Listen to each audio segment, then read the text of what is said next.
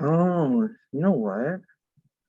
I just realized a lot of our membership, unless they volunteered with Brianna before, doesn't know that Brianna is in her position right now Mhm. because she hasn't been to a workshop yet. So we should I'll have her introduce herself during the food justice portion. Okay, we are on live Facebook. Okay. Buenos días a todos, buenos días a todas quienes nos están viendo por Facebook. I'm going to start admitting people, Fernando, okay? Okay. Again, good morning, everyone. For those who are in Facebook, we will start in a couple of minutes. We start 3 minutes early this broadcasting. Empezamos 3 minutos antes esta transmisión por Facebook para esperar a los miembros que se vayan sumando. So, vamos a esperar un par de minutos para comenzar con el taller de justicia alimentaria y también de jardinería. So we will wait a couple of minutes while our members are joining the meeting. And today we're going to have a workshop about food justice and also gardening. And in the end of the day, I mean between 1 p.m. and 3 p.m., we will have the first swap seat event in Sacred Heart Community Service. Lo que les compartía es que en la mañana vamos a tener nuestros talleres y ya en la tarde, entre las 1 de la tarde y las 3 de la tarde, vamos a tener el intercambio de semillas para jardineros de San José aquí en el Sagrado Corazón. So vamos a esperar algunos minutos. So we are waiting a couple of minutes. And we will... Recording in progress.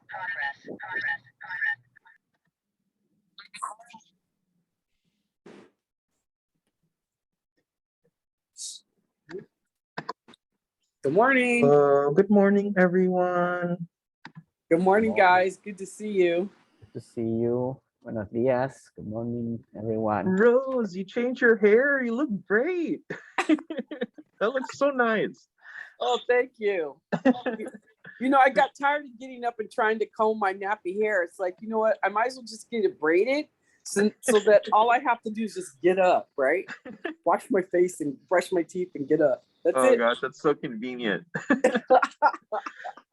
All right, I hope you're ready, everyone. I was hoping I'd be able to see your guys' faces. Yes. I mean, you guys are in separate cuticles, right? Are you guys all at work? Yeah, we're all at work right now. We're in different areas.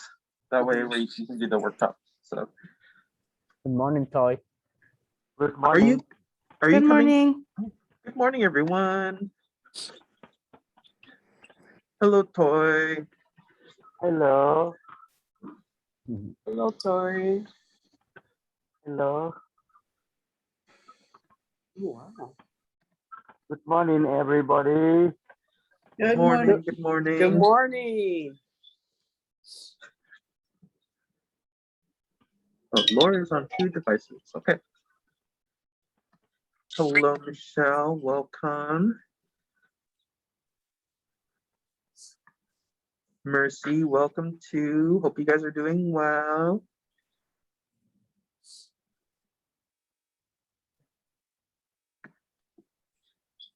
All right, we're going to wait a couple more minutes, but we're going to be beginning shortly. Vamos a esperar unos minutos más para que se sumen más personas de nuestra comunidad a la transmisión de Zoom y también de Facebook.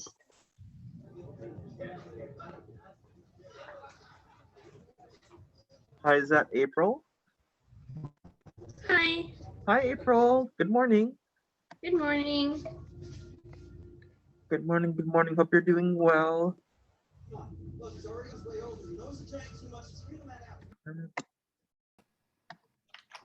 Hope you're all ready to learn about seeds today. We have a very good workshop worked on by all 3 of the staff members at La Mesa Verde.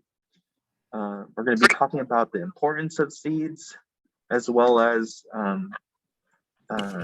how seeds relate to food access issues here in California, and then just in general to urban farmers, small-scale farmers, even industrial farmers. So it'll be a really good conversation.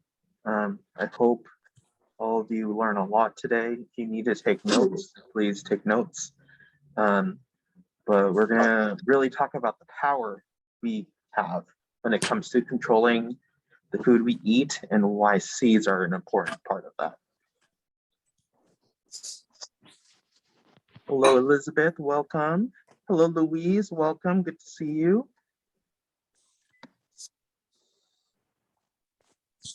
Buenos días, buenos días.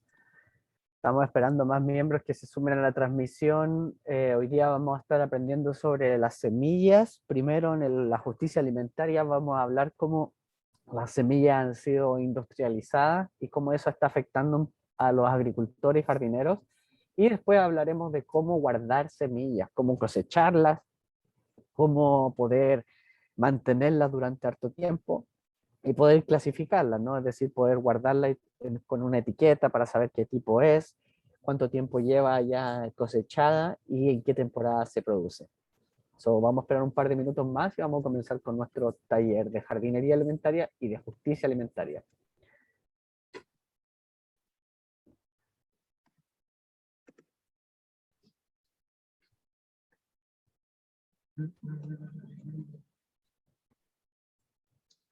All right, it's 9:03 right now.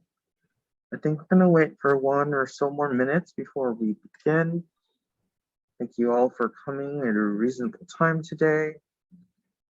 Hope everyone had a good breakfast, good coffee.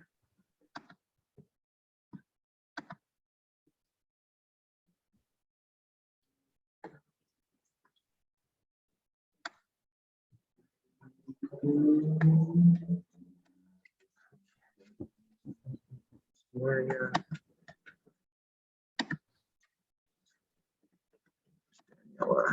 okay. Welcome. Good morning, Daniela. Good morning, Moria.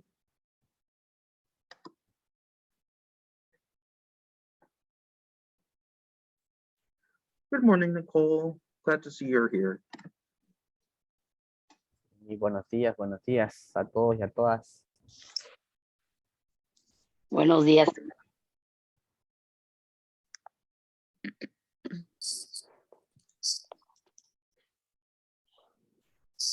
Yeah, I think, Fernando, if you're okay, it looks like more people are going to filter in. I can admit more people as they come, but if we want to get started on the welcome, we can go ahead and do that. Okay. But before that, I would like everyone here to please try to change your name here on Zoom and also include your language at the end of your name. We will be going into breakout rooms by language.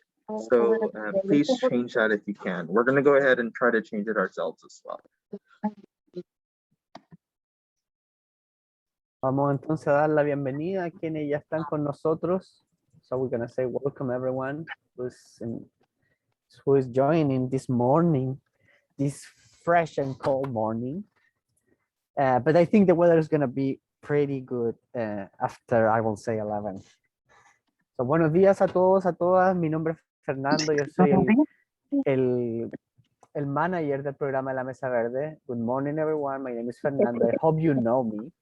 I'm the program manager of La Mesa Verde. And I'm really happy to be here. This is the last gardening and food justice workshop of the year, because in November we will have the end of the year celebration, ¿no? Este es el último taller de jardinería y justicia alimentaria que tenemos del año, porque en noviembre lo que tenemos es la celebración de fin de año. Así que ahí ya vamos a estar más en fiesta y no tanto en clases, ni conversando, ni discutiendo. So, lo que yo something that I was saying, today we're going to talk about seed. How important are seed for urban gardeners, for small farmers, for the diversity in nature, and also for the food security. And also we will learn about how you can save your own seed and what type of seed you can save, and others maybe you cannot save them. So all of those things we're going to learn today. So lo que vamos a aprender hoy día es por qué las semillas son tan importantes para los jardineros urbanos y también por qué son tan importantes para los agricultores y cómo las semillas están conectadas también a la diversidad, a la importancia de la diversidad en la naturaleza y a la seguridad alimentaria, ¿ya? Y después vamos a aprender en el en el taller de jardinería cómo guardar semillas, cómo cosechar las semillas, cómo poder mantenerlas durante harto tiempo en lugares seguros y obviamente qué tipo de semillas se pueden guardar por mucho tiempo y otras que no son tan buenas para guardar. So Carlo, right now it's putting the language and rename people in the Zoom. So if you can rename yourself, if you don't have your name, please put your name. If you have your name, you are all good. Just put your language beside your name. That will be great. Lo que le estaba diciendo es que Carlos ahora está poniéndole el nombre a todas las personas que no tienen su nombre y que necesitan su nombre y también su lenguaje, ¿ya? Aquí en el Zoom. So, I would like to, for those who haven't coming in person, we want to introduce to everyone the new Jesuit volunteer corps person who will work with us until August of next year. I'm talking to Brianna Tello. Welcome, Brianna. She will be the volunteer coordinator in La Mesa Verde, so she will send you a lot of emails and text message to invite you to all the volunteer opportunities. Brianna, let me translate that and then you can introduce yourself. So les quiero dejar aquí con ustedes a Brianna Tello. Brianna es una persona que viene por el programa de los jesuitas, que va a estar un año con nosotros. Su año termina en agosto del próximo año. Y ella es la coordinadora de los voluntarios, así que van a estar recibiendo hartas llamadas, mensajes de texto de ella y correo electrónico para invitarles a hacer sus horas de voluntariado y participar en el programa. Go ahead, Brianna. Hi, I'm Brianna. Like Fernando said, I'm the Jesuit volunteer. I just started in August. I'm really excited to be working with all of you this next year. And I am apologizing in advance for all the emails and text messages and phone calls that you'll be receiving from me throughout the year. Hola a todos, soy Brianna. Como dijo Fernando, estoy acá trabajando con los jesuitas por un año. Empecé en agosto y quería pedir disculpas por todas las llamadas, textos y correos electrónicos que van a recibir de mí por todo el año. Thank you, Brianna. And Carlo, are we ready? We can start with the icebreaker. Yes. Okay. All right. I'm going to go ahead and create a breakout room right now. You just need to launch it. It's ready. Yes. So for everyone here, the breakout room that's going to be created is the English breakout room. So if you speak English, please go ahead and go into that breakout room, okay? If you're Spanish, please stay within this room. Okay, should be available for everyone. If you're English, please go into the breakout room. So, para los que hablamos en español, nos tenemos que quedar aquí en este espacio. Todos los que hablan en inglés van a ir a otro breakout room donde van a discutir las preguntas sobre el icebreaker. ¿Ya? So, todos los que hablan en inglés se están moviendo al otro room. Y vamos a partir con las preguntas sobre el icebreaker. Son bien simples. Also, Carlos, if you can move some people, that will be great. Yeah, I'm doing that Daniel, right now. do you have a question? Hi, this is Danielle. I don't know if you said my name. I don't know how to get into a breakout room. Okay, I can go ahead and send you right now. So I'm gonna. Okay, thank should you. be getting a Oh, here we prompt go. I got later. it. Okay, ya All right, estamos I'm gonna go casi. ahead and jump into the English room right now. Thank you, everyone. Ok, entonces aquí nos quedamos los que hablamos en español. I think this is mostly everybody. Yeah, I think this Yes. is everybody. Yeah, I finished transferring everyone, so we can get started. Perfect. Okay, so our we're going to start out with an icebreaker question. So I would ask that if you're going to answer it, please say your name before answering it. But here's the questions we have for today. Do you know what a seed library is, and do you have one in your neighborhood? And have you ever saved your own seeds before, and why is saving seeds important? Anyone want to start? I have saved my seeds before. Not only that, there was a program that I went to back in 2000 in the 90s, early 90s, where they were saving seeds, but I didn't continue with it. Thank you, Rose. Anyone else want? Oh, Nicole, I see your hand up. Hi, good morning. My name is Nicole Pena. Yes, I have started last summer, started saving my own seeds from fruits and vegetables that I buy. I have not tried to grow them yet, so I'm not sure if I'm successful. And we do have I have heard of a seed library before. We do actually have one, or we used to have one, at the Marietta Branch Library. Mhm. Thank you. Thanks for Thank you, sharing. Nicole. Let's go ahead. I saw Michelle, you put your hand up, then we can do Marcia, and then we can do Tao. So Michelle, go ahead. Sure. I do know what a seed library is. I have no idea if there's one anywhere near where I live.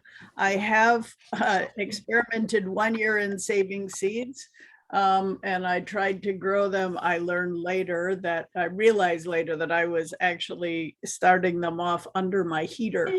So they didn't do very well, but I got a few plants out of it. But that was my one attempt. That's cool. Thank you for letting us know about that, Michelle. Sure. Marcia, do you want to go next? Yeah, this is Marcia. I live in South San Jose, and I'm not aware of a seed library down here, but I do know what it is, and I have saved a few seeds from before from other plants, and occasionally am successful at growing them back.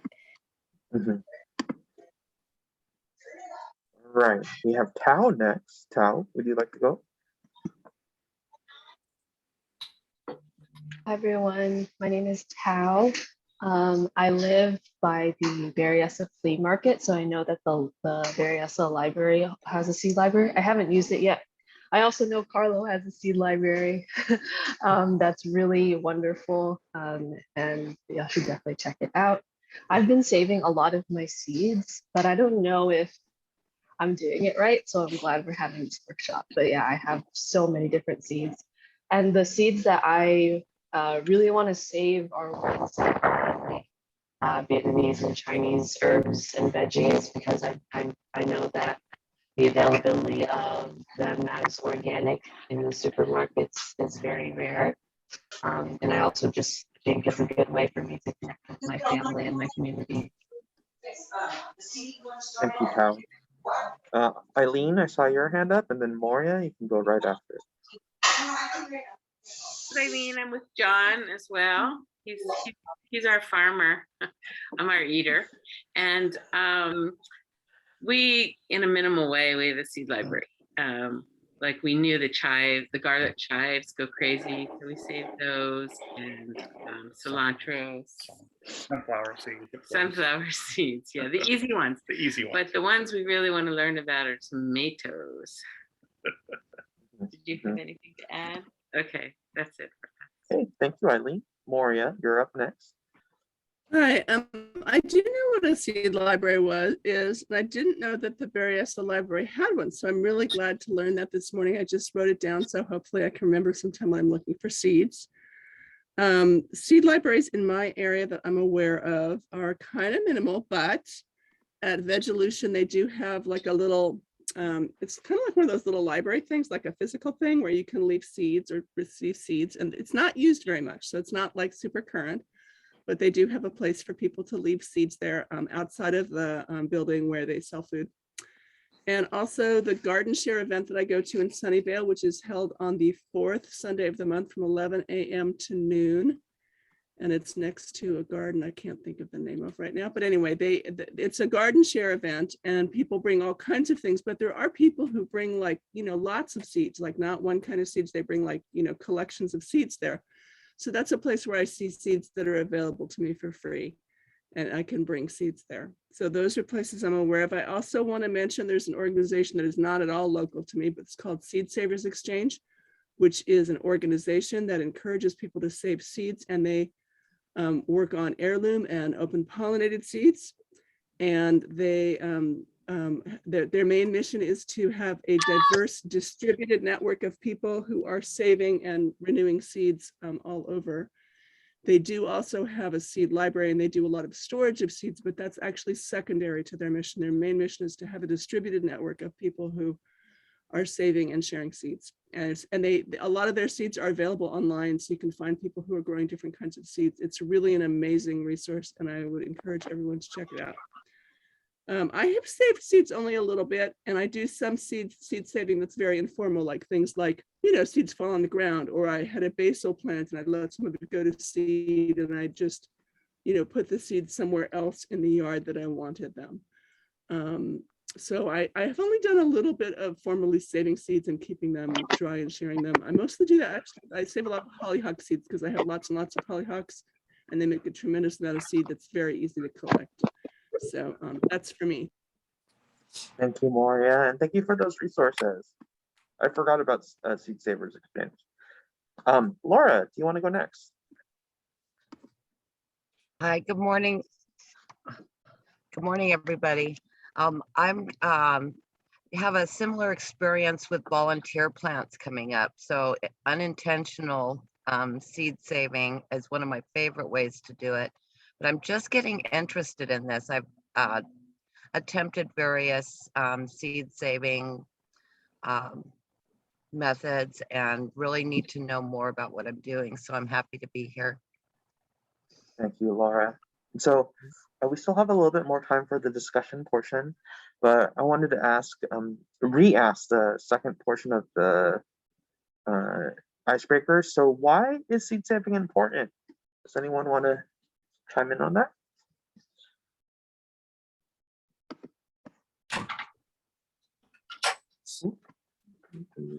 All right, I see Nicole, go ahead.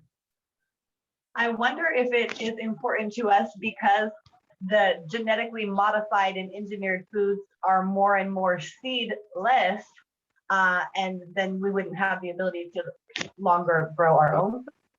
Wow. Wow. Thank you, Nicole. Sesh, do you want to go next?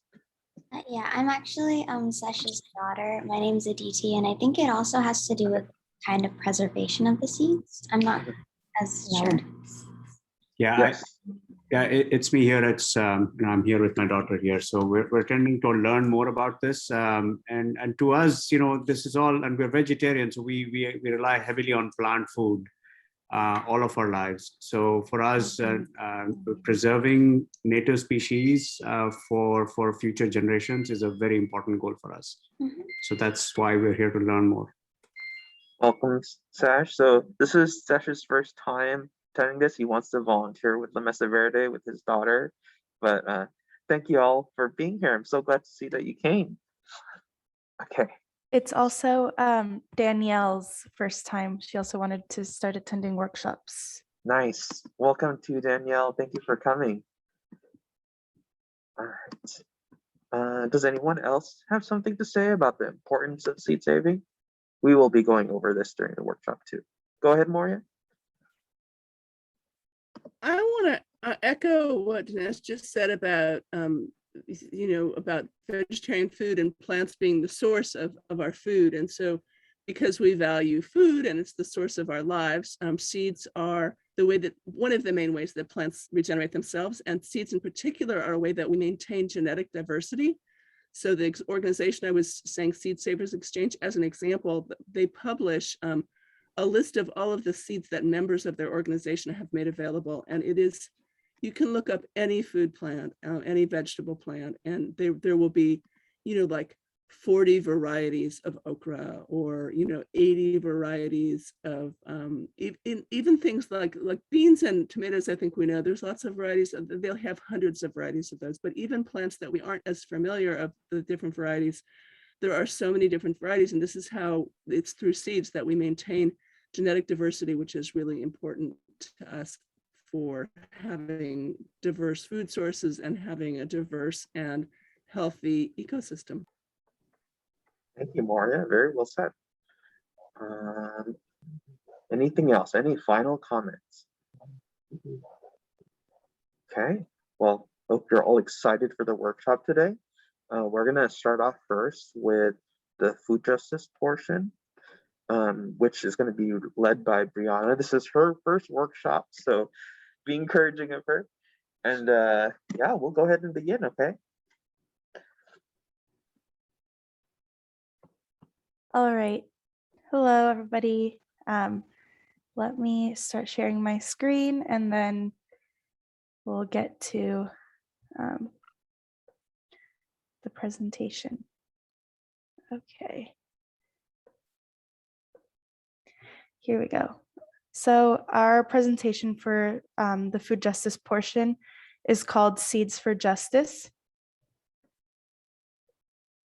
So first, just a few rules, guidelines. Please name yourself if you are going to be asking a question or speaking during the presentation. One mic, one voice. Mute yourself while others are speaking, or if you are not speaking.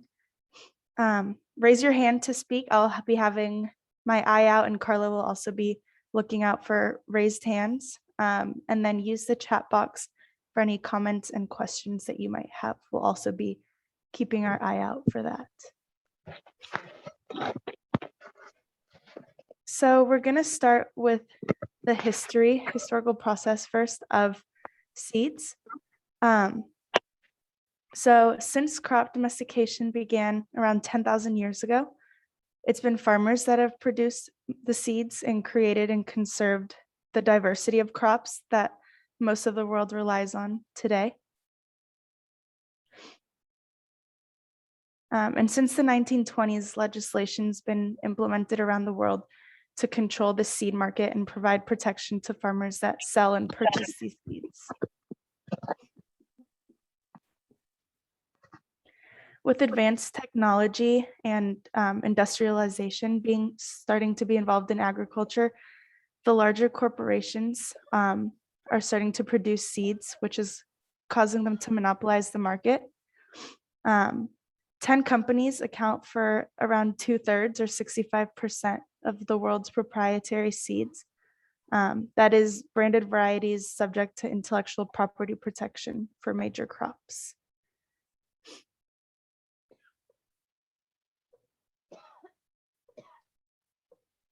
Through standardization and other bureaucratic processes, the largest corporations have decreased the diversity of crops, which is making it harder for farmers to continue to save and reproduce their own seeds.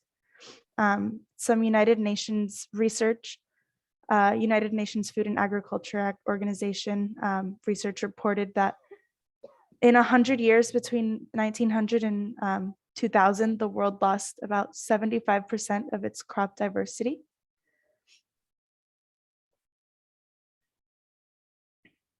With the implementation of intellectual property protection of plants and seeds, or germplasm, or privatization of living beings, large companies have made the free swap or exchanging of seeds and reproduction of seeds between farmers illegal. In the global south, somewhere between 60 and 100% of the seeds planted are farmer produced and exchanged. And the global south is places where these rules are affecting farmers the most, of seed exchange being illegal.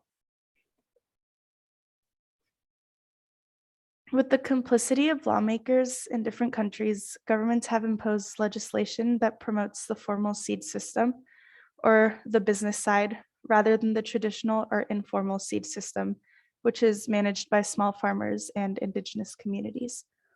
The global seed market size is estimated to be valued at 63 billion US dollars in 2021 and is projected to reach $86.8 billion by 2026. And as you can see in this infographic, these are the corporate controls in both seeds and agrochemicals. And it's a lot of the same companies that are controlling both sides.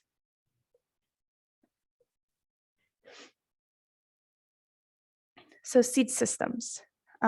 Seed systems are the way that seeds are produced, saved, and exchanged and sold in communities and countries. There are very many laws and regulations in place, like the ones talked about in the Global South, that are becoming tools for the dissolution of farmers' seed systems. The seed systems were started by farmers who bred and saved their own seeds to sustain their households and communities. And eventually research and development developed and they started to contribute to the seed systems. There are two different types of seed systems, the farmer's seed system and formal, and they determine which seeds are available for farmers. In an ideal world, both would work together to make sure that farmers have successful crops and that the seeds are doing well, but this is not the case. It's more of a fight of power between the two, and the formal seed system, like mentioned before, is very much monopolizing. So here's some differences between the formal and informal seed systems, some advantages and disadvantages. So for the formal seed system, it's heavily regulated and made up of public institutions and private industries. These seeds must comply with rules, regulations, and standards. This is what ensures that they'll be good for the farmers to plant. They center on the development and registration of new plant varieties and the production and marketing of certified seeds. This seed system relies on the diversity that farmers have worked on and preserved, but they don't really acknowledge or give credit to the farmers for making these contributions. Seeds that are developed in labs and isolated research stations, this is a disadvantage. They aren't really adaptable to the climates that are changing in a lot of different areas in the world. And these seeds are a lot better for bigger agro-industrial production rather than smaller farms. And then informal seed systems are almost completely unregulated and dependent on the farmer's knowledge. Farmers save, produce, commercialize, and share free of charge the seeds that they collect from their harvest. These seeds have adapted over time to the changing environment where they are locally being grown.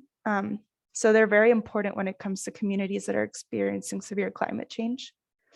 And this increases access for all farmers to new diversity and strengthens the overall seed supply. It also helps because farmers get to share their knowledge about their seeds and they get to build community. And farmers' seed systems contribute anywhere from 80 to 90% of farmers' seed requirements, depending on the crop. So this is legislation that was passed recently in California. In 2016, California passed the Seed Exchange Democracy Act that removed regulations to non-commercial seed sharing. The removal of these regulations allowed the creation of seed libraries. A seed library is a collection of seeds that someone can borrow to plant and grow.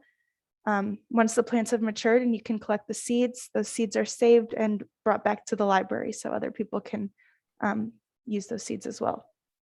And then some seed libraries located in the South Bay area are the Almaden Seed Library, the Berryessa Seed Library that we talked about.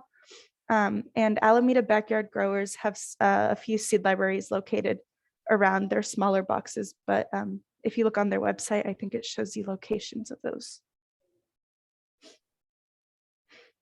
So some benefits of seed libraries. Globally, they help conserve plant genetic resources. access and availability of diverse seeds and planting materials according to farmers' needs and interests. They help conserve that too. And they help when it comes to seed and food sovereignty. In the United States, seed libraries preserve genetic materials and local history. They help in the advancement of food and seed sovereignty, and they promote gardening and access to healthy foods. Another benefit of seed libraries is that they protect against famine, as they hold crops or seeds of crops that are suffering with, I can't see the bottom of my screen there. Carlo, you talked about this a little with me. Can you?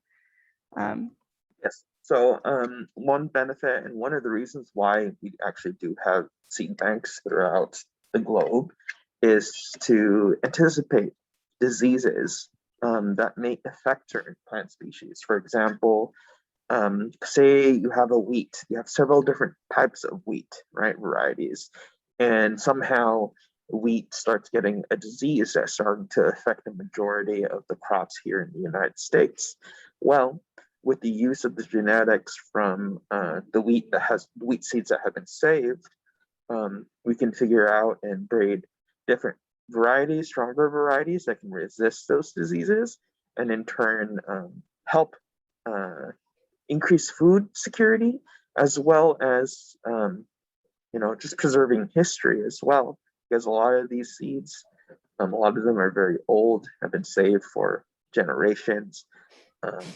And so, a lot of power comes from that, saving these seeds. And it's basically our society's safety net when it comes to making sure we don't experience famine. Thank you. So now we have some discussion questions, unless anybody has other questions that they want clarified or anything. All right. Oh, let's see. Is the Alameda Seed Library at a public library? Yes, it is, I believe. Right, Carla? Do you know? I believe it is. So the first two libraries that Brianna mentioned in the presentation, those are public libraries. So it's through the San Jose Public Library System. They have informal seed libraries at both those branches. And then the name is the Alameda Backyard Growers Seed Libraries. I think if you search Alameda Backyard Growers, you can find it on their website. Eileen? Okay, hi. I just wanted to mention on Facebook, there's something called the North San Jose Gardener Swap /trade/gift. And lots of times they have seedling exchanges, which is the next step after saving seeds, but they probably do seed exchanges. I just never gone because I never felt like I had enough to give in order to share. And it's called the North SJ Gardener's Swap /trade/gift. And I'll put it in the chat. And then the other thing I just wanted to mention is it doesn't have anything to do with the actual seed saving, but if you're a reader, it's kind of a fun read, and I'll put the name in. It's called All Over Creation, and it's written by Ruth Ozeki, and it's kind of fun. It's kind of like it's about a grower that grows seeds, and it just gets all political, and it's a little bit funny. And anyway, I'll put that in there because I enjoyed reading it. Thank you. I think I see Sesh. Yes, Sesh. What are some of the ways to encourage more participation in seed preservation, right? I know that we're just starting on this. It needs to be very distributed, but it's about motivation. These are good mechanisms to do so, but I'm just wondering, how do you get to scale where enough people, not just in one country, but worldwide, recognize the importance of seed diversity and preservation for future generations, and really find ways and systems to preserve it. Is it okay if I answer this, Brianna? Yep. Okay, so Sash, there's a couple things we can do to help encourage more seed libraries and protecting seed libraries. So one is the educational component. One is also empowering farmers as well as backyard growers to produce these seeds. And also trying to develop some kind of system where the transaction of seeds are more convenient and more accessible. So there's ways that you can do it and encourage it and encourage participation, but really the knowledge component is one of the most important parts. Thank you. Yeah, I was gonna also say education. Library. I feel like if people don't know that that's a need or aren't well educated in that being a need, then there won't be as much motivation as if Yeah, I'm going to get it. people were like, oh, we might run out of this food in the near future, so we need to be more aware of that. Thanks, Carlo. Moria? Thank you, Carlo. I don't want to be a broken record about it, but I do want to mention again about the Seed Savers Exchange, the organization.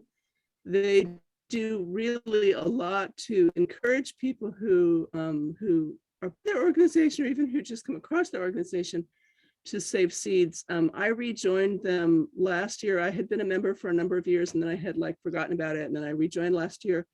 And they have programs where they like send me free seeds to try out.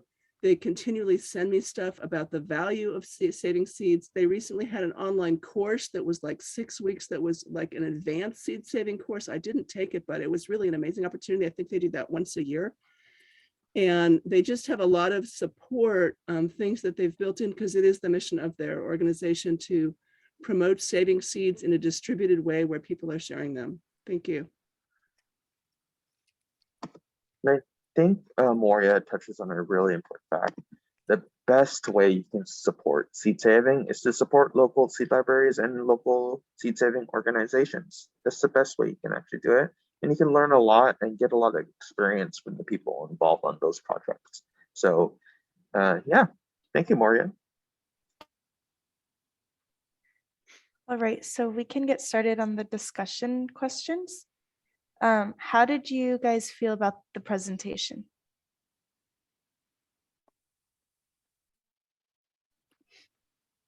Sesh? Yeah, the presentation was really useful and it helped me get an overview of what the seeds, how storing seeds actually really works and what's going on around the world.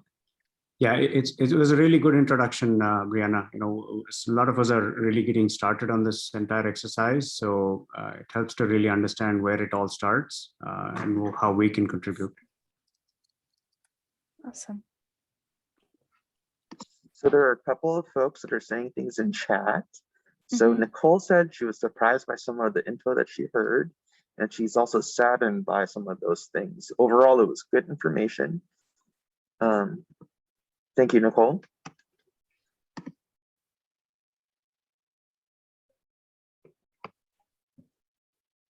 Louise? Yeah, I just wanted to share that I am also saddened by the loss of varieties of different plants, vegetables, and fruits and so forth. And it kind of made me think that it's imperative that we as individuals in our communities save seeds and share them with other people, because if we don't, eventually, you know, there's just going to be only so many types of plants available by the big companies that are dominating the seed industry. So I don't know if I'm exaggerating here, but I was just feeling like this kind of intense need to participate based on that. Thank you, Louise. Thank you. I have one message from Mary Ann. She's saying this presentation made her realize that she really needs to save seeds. Danielle? Oh, you're on mute, Danielle. Okay, thank you. Yeah, go ahead. Hi, everyone. I'm Danielle. I'm new to the yeah, I thought it was very informative and a lot of information I didn't know or realize. I'm new to just gardening altogether. So I was really taken back by the numbers in terms of the industry. I think Brianna, you were saying like I have my notes, 6.5 billion currently. And then going into the 8.8 or 86 billion, just mind blowing. And a little concerning or a little scary that the companies have monopolized this industry so much. And it's shocking that this has all been going on, at least for me personally, and I had no awareness of it. And so there's a wealth of awakenings, I guess, I'm having with all this information. So thank you. Thank you for sharing. Anybody else for the first question? So Mary Ann said some more things. She said, I knew there were companies monopolizing seed business, but I appreciate the stats of the control, and it woke her up a little bit too. Okay, anyone else? Thanks, Marianne.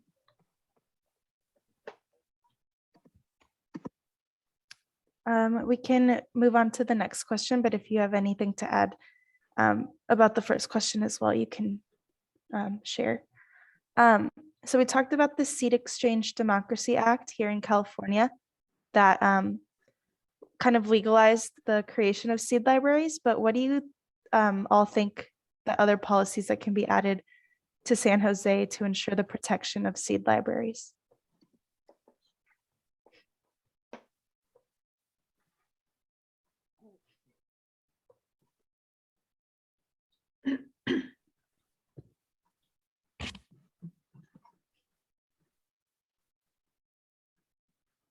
Yes, Sesh, and Aditi. Yeah, so small farmers play a big role. I think you highlighted that in the presentation. And back in India, I saw that firsthand, and a lot of the agricultural, it's largely an agricultural economy. And so many small farmers make it their responsibility to, kind of keep and preserve seeds from generations, right? These are agricultural families. So I'm wondering if, part of this is tying the seed libraries to small farmers who are the eventual preservers and users of the seeds, right? At some scale. It doesn't have to be massive crops, massive fields, but at some scale, it is really small farmers who help. And they have the same motivations as seed libraries do in general. So I'm wondering if that helps. Awesome. Thank you for sharing. Eileen?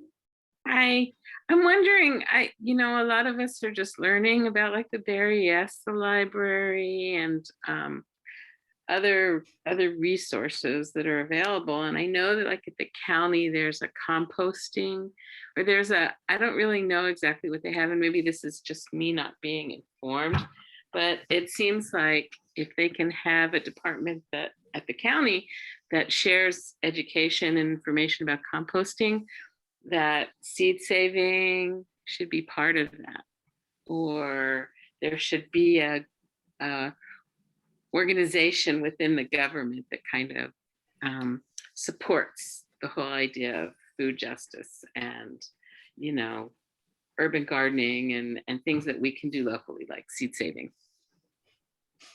Is there something that I don't know about within the city or county? Like I'm not sure. It's definitely something we can look into. Yeah. Okay, Nicole, Thank I you. see your hand up. Yes, hi, thank you. So first of all, I'm very sad to hear that there's so much power that the city and the government has in controlling these things. I'm glad that they have given us our rights back here locally to be able to trade seeds. And I'm thinking maybe if there was more of like a seed exchange presents at like farmers markets or something. You know, that would be really cool. People are there to look for vegetables and stuff. So yeah, maybe having seed booths at farmers markets locally would be cool. Thank you, Nicole. That's actually a great idea. I never really thought about that. I also want to put in something when it comes to protecting seed libraries. So there's a huge issue right now, especially in other countries, where small farmers are unable to save their own heirloom seeds because of the increased amount of GMO crops that are getting introduced to these countries as a way to standardize the types of vegetables and type of plants that people can grow. And so for independent farmers who don't necessarily rely on these industrial seed systems, you know, they're unable to save because it ends up cross-pollinating with GMO crops. And then that in turn makes their heirloom crop a hybrid. And then they're not able to save seeds anymore.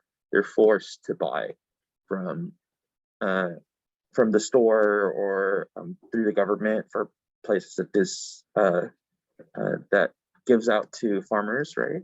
And so I think it would be great, especially here in San Jose, where we can outlaw or at least control the use of GMO crops here, because it is a huge issue. As I know, it's a huge issue in the Philippines, and it's contributed to a huge amount of genetic loss when it comes to different crops there.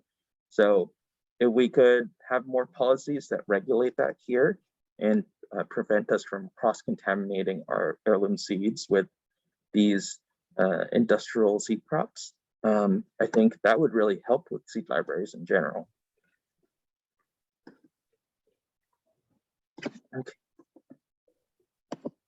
So Tao said, there's a US Patent and Trademark Office in San Jose by City Hall, and a lot of seeds become patented and privatized through patents. Yep, that's true, Tao.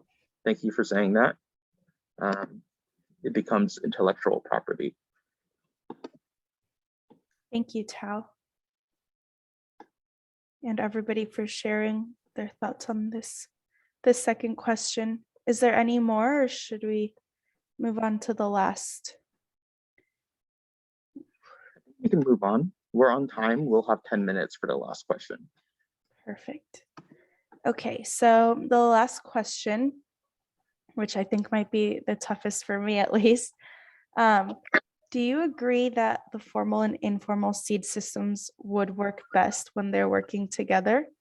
If yes, why? And if not, which seed system do you think is most beneficial for small agriculture and urban gardeners? This is a tough question. It depends on what kind of grower you are, right? Whether or not you're a backyard grower or you're a farmer, you know?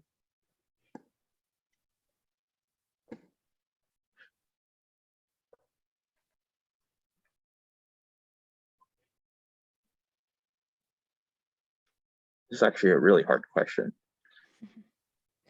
Nicole said, yes, the better power in numbers and unity and collaboration. And Sesh and Aditi said, no, we feel that there would be too much conflict trying to mix two completely different systems. I see Eileen, you raised your hand too. Yeah, in an ideal world, it would work together. We would work together, and like formal, like even commercial would see that allowing us to grow during the growing season would be good for their business, because they somehow, you know, like sell to importers. So we get food from other places like Mexico, or that's the one I can just think of the most, in South America, I guess. They would see, it's like when you have more stores in a neighborhood or more restaurants in a neighborhood, it helps every restaurant. It's not a bad thing when another restaurant moves in. So it's kind of like that. However, like the commercial seed growers have shown how cutthroat they can be, like going after small farmers and destroying their business. So historically, they have not showed that they're good partners. So. Michelle, do you want to go next? Yeah. And then Moria. and then Laura. Michelle?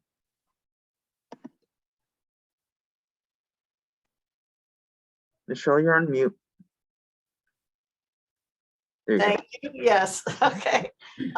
So my question is what do we mean by working together? I mean, I sense that the working together can be really problematic for the informal seed systems for, what was just said. But, what does it mean by working together, right?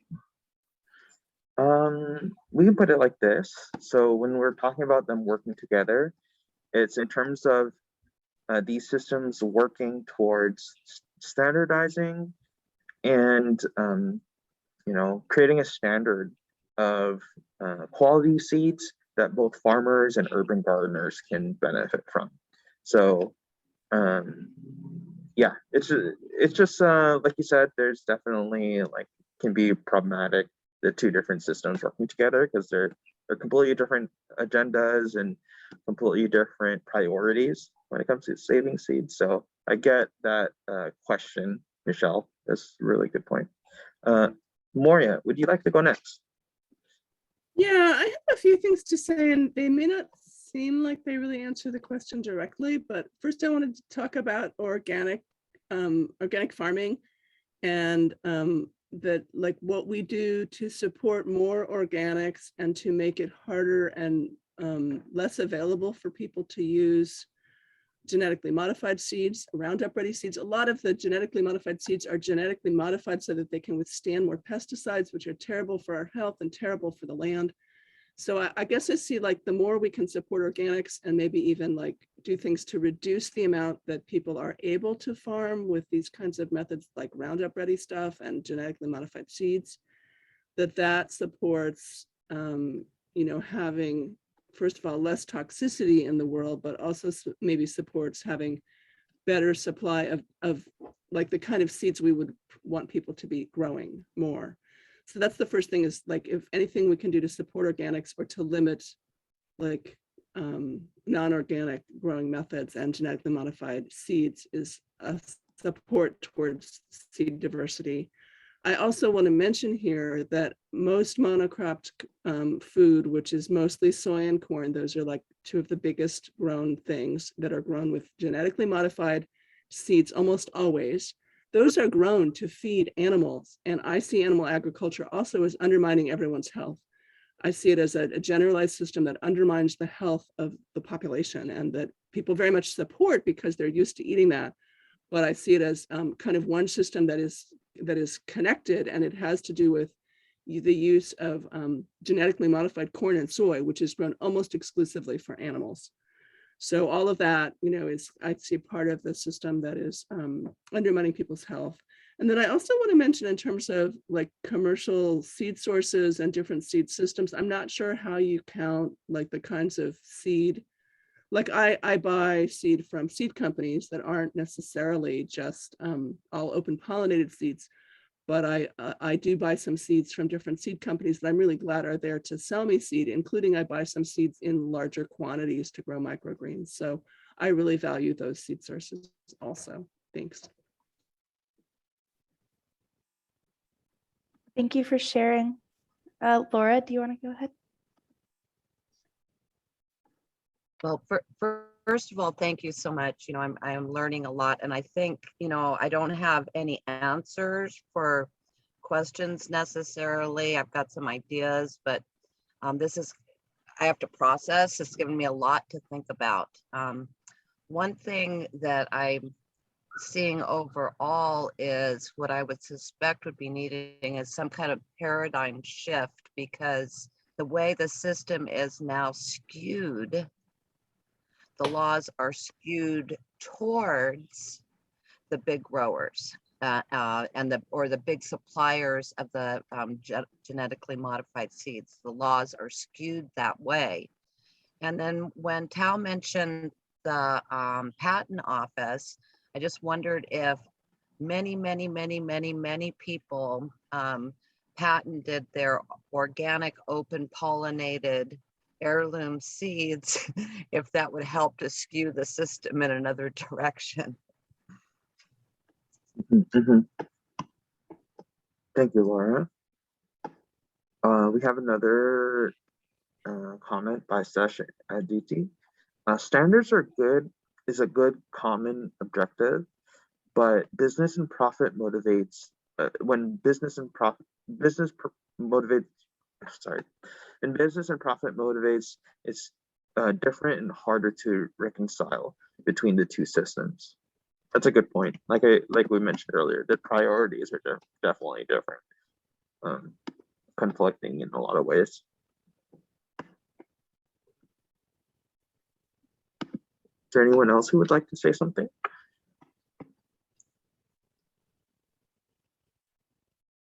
How about this question?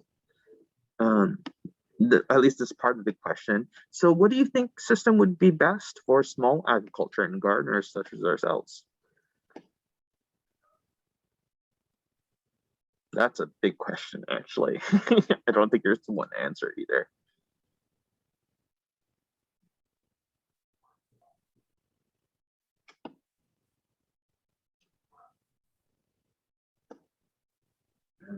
Nicole, go ahead. Thank you. So I think that what we're doing today is a great step in the right direction, and continuing to have meetings and conversations like this, and continuing to educate our urban gardening community that we have here on how to properly preserve seeds for ourselves and our community, and to continue to have these seed swap exchanges that we're going to have later on today. And maybe, you know, like I said, tabling, when we're tabling for La Mesa Verde, maybe we can also be tabling for seed saving or something, and start something at farmers market. But this is a great step in the right direction, and I'm glad to be here today. Thank you.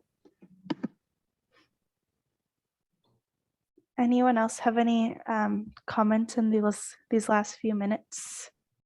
Questions, comments?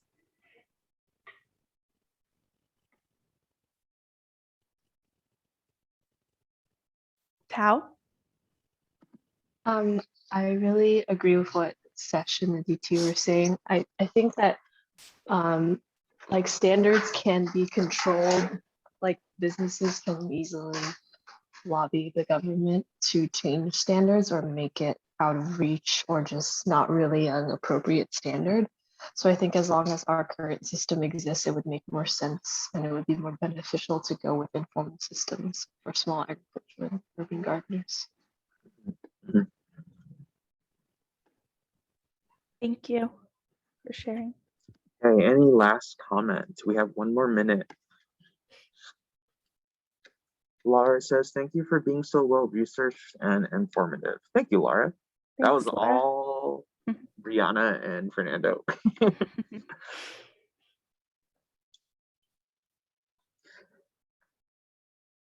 Awesome. Okay.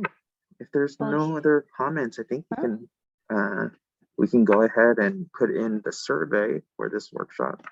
Sounds good. I'm gonna post a survey link right now. This is an evaluation survey just on the food justice portion of the workshop. Give me 1 second. Evaluation. Just copy link and posting on here.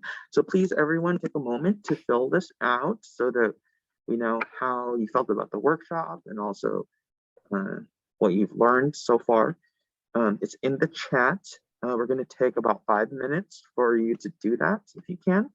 And then once we see the majority of the people have filled it out, we'll go on to the gardening workshop. Hi, Danielle. I see you have your hand up. Hi, thank you. I was just curious if this information will be accessible after the workshop. Just there's so much great data. Yes. So we always, it's going to be on our Facebook page and also on our YouTube. Any workshops that we have, any educational content that we make, we put it on those two platforms. So if you want to see everything, including the seed saving videos that we're going to watch later on during this workshop, you'll be able to find it on our YouTube. Great, thank you so much. All right, let's see how many people have filled out this survey.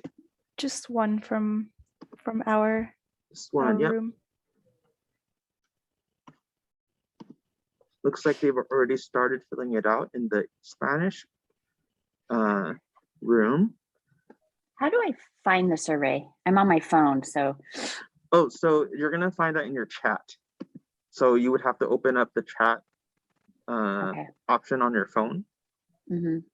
And then there's a link that I posted that you can just click on, and that should forward you to a web page. Oh, I where see. You can fill Okay, it out. great. Yeah. Thank you.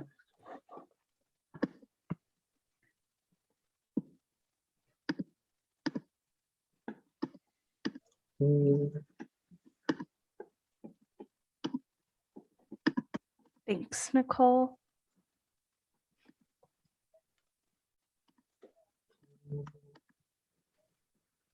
Thanks, Tao. Thanks, Heather. Slowly coming in. Thank you, everyone. Thanks, After we Elizabeth. get more than half of us filling it out, we will move on to the gardening workshop.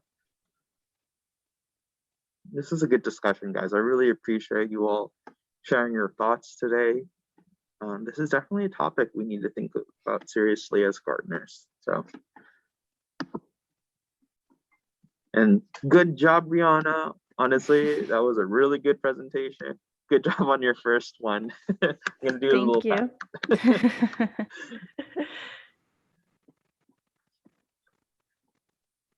Okay, how many people do we have in this room? 26.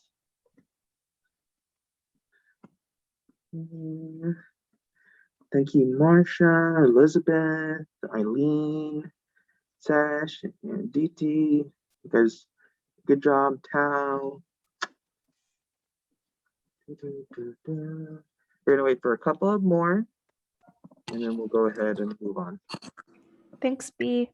Hi, Jumana, welcome. Hi, this is Brianna. Yes, hello. I don't How are think you? I've met you yet. No, we got not to, yet. We got to introduce Brianna in the beginning of the workshop, but yeah, Brianna's been working here for almost 2 months now, right, Brianna? I think it's 2 months today. I started on August 16th. Oh, congratulations. Thank you. It seems like such a long time already. I know. All right, so I think we're good to move on to the next portion. Thank you everyone for filling out. I saw it jump up a lot right now. I'm gonna go ahead and open up the presentation for the gardening workshop.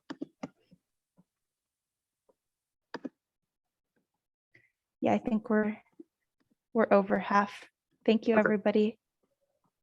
All right, I'm gonna share my screen now. I'm gonna be taking over for the gardening workshop.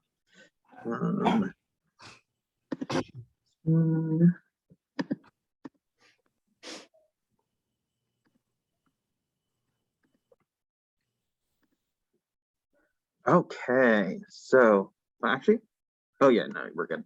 All right, so today we're gonna go over beginner's seed saving.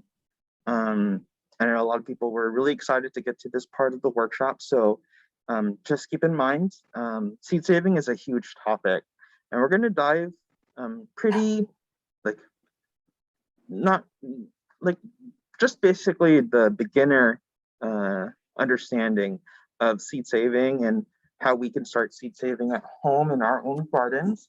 And so if you guys have any questions throughout the presentation, just know you can ask questions in the chat. You can raise your hand. We will also have a discussion at the end of this presentation to talk a little bit more about seed saving. So I'm going to go ahead and continue on. All right, why should you save your own seeds?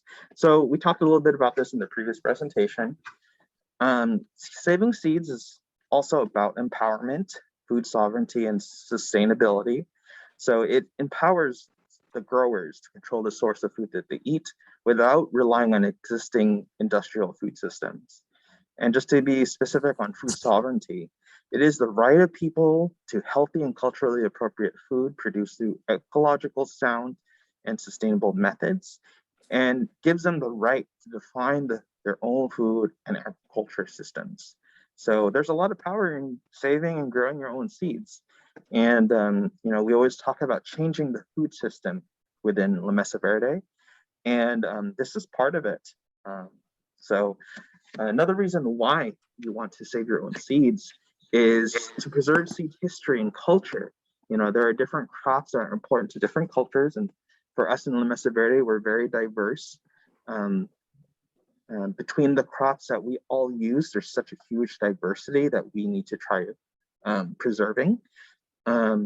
And to give you an idea of how old some of these seeds are, when I'm talking about heirloom seeds, and these are typically the seeds you want to save and are able to save, a lot of them have been saved over generations within families, within family farms, for generations. So 50 plus years is usually the definition people will give you when it comes to heirloom varieties.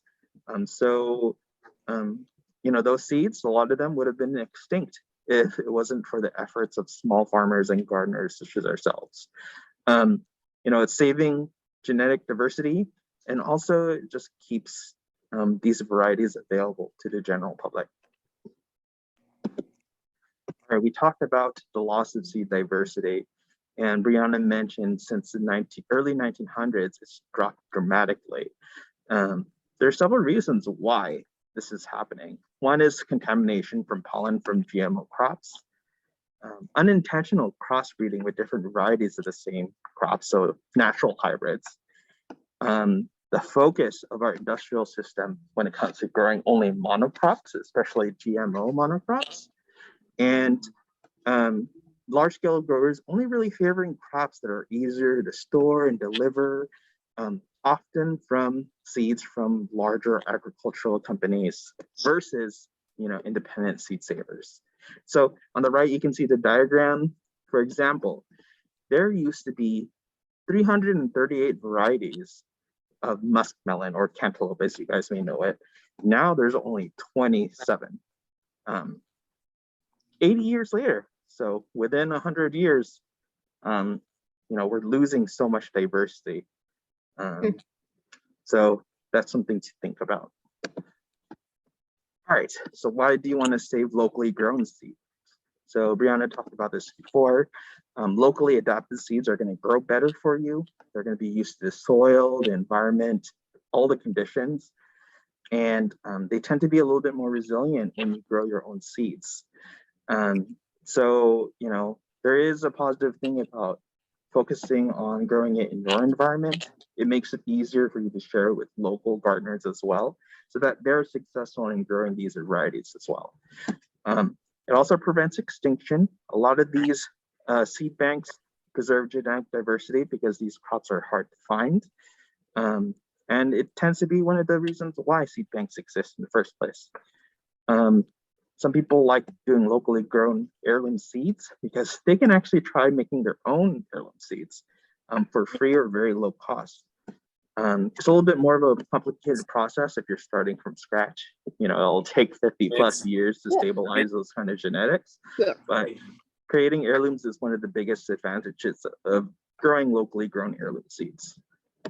And then food security. We talked about this a little bit in the previous presentation too.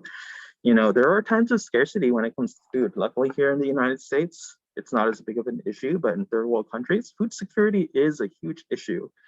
I don't know if you guys noticed this last year during the pandemic.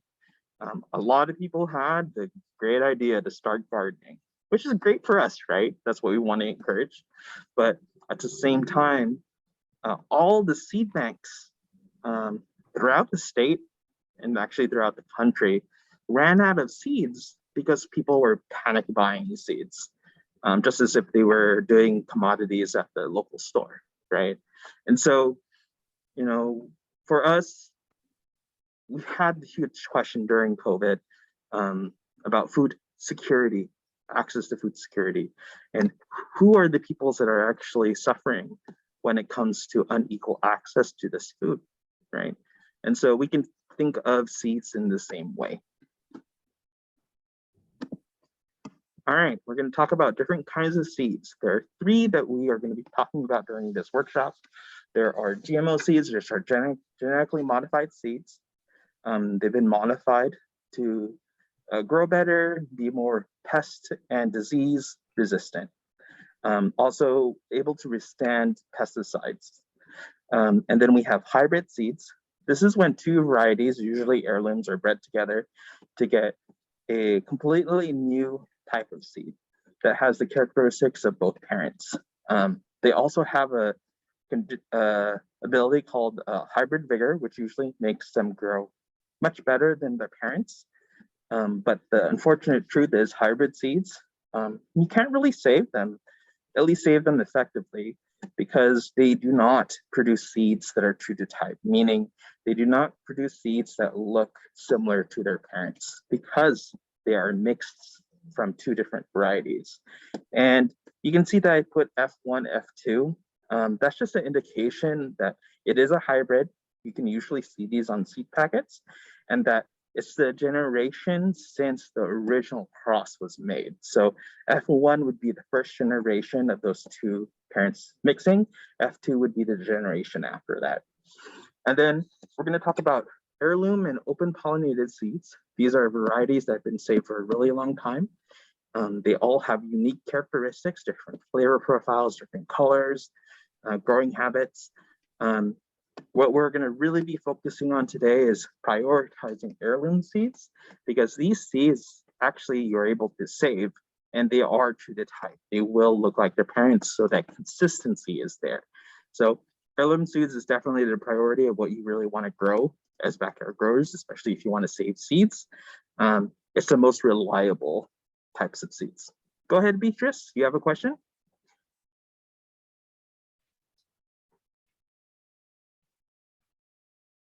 Beatrice, you're on mute. Carlo. One second. I'm sorry, I hit a button by mistake. Oh, okay, no problem, Beatrice. Okay. Yes, go ahead, and Jumana. I'm curious whether you need to wear your mask, because the voice is a little bit muffled, and if you're alone in a room, I just wanted to kind of find out whether you can talk without the mask. Just a thought. So it's right now it's our organization's policy, if you're within the building at Sacred Heart, that you have to wear a mask, see.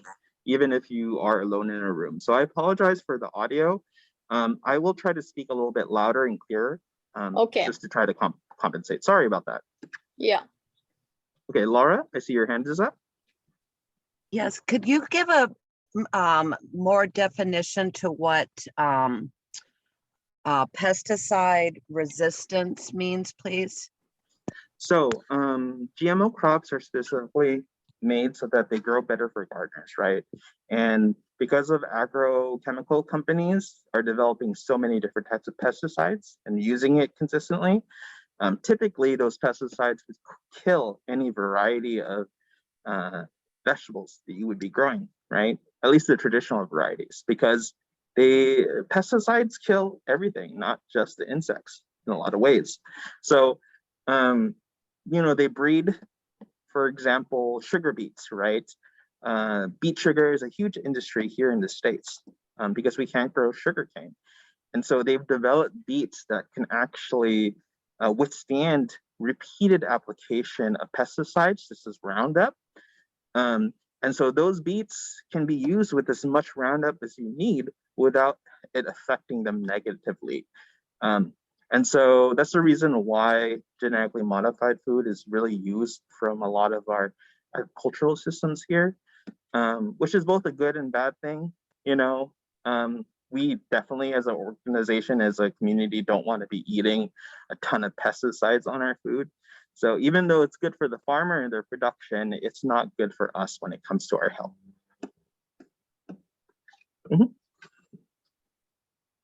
All right, any other questions before we move on? Okay, all right. Carlo, I have a question. Oh yeah, go ahead. The explanation you gave is a little bit not clear to me. I thought that pesticides are used primarily to kill the bugs that eat the plant. Yes. Correct? Yes. I wasn't aware that they also damage the plant itself. I So- thought the reason they developed these GMO seeds is that they are resistant to the bugs, and that over time you need less of the pesticide So for the plant to grow and not be eaten by the insects. So there is truth to that, but you have to realize these pesticides are not just for they don't just use pesticides, they use herbicides, which is part of the reason why these applications are more consistent, right? In terms of weeds and invasive weeds in fields and in any growing situation, these GMO crops, one, try to resist pests, try to resist disease, fungal disease, and also, it's really more so the herbicide part rather than the pesticide part that gets applied a lot more. I hope that's a little bit clearer.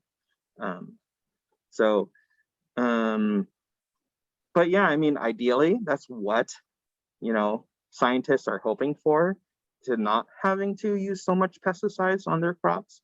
But, that's not necessarily the standard. Companies can apply as much pesticides as they want on their crops, so long as it's considered food safe by the FDA, right? So, that's one of the negative parts of having other people grow our food. You never know the sources and what exposure you may be getting to harmful chemicals, right? So, so it's something to think about, definitely. Okay, so I see Moria say the vast majority of GMO crops are modified to be used much more chemical pesticides on them. Majority of GMO crops are, again, corn and soy to grown to feed animals. Yes, thank you, Moria. Okay, I'm gonna go ahead and move on for the sake of time, okay? All right, so what is open pollinated seeds versus hybrid seeds? So this is often something that gets confused when you first start saving seeds. There's a misconception that hybrid seeds are always GMO seeds. That's not the case.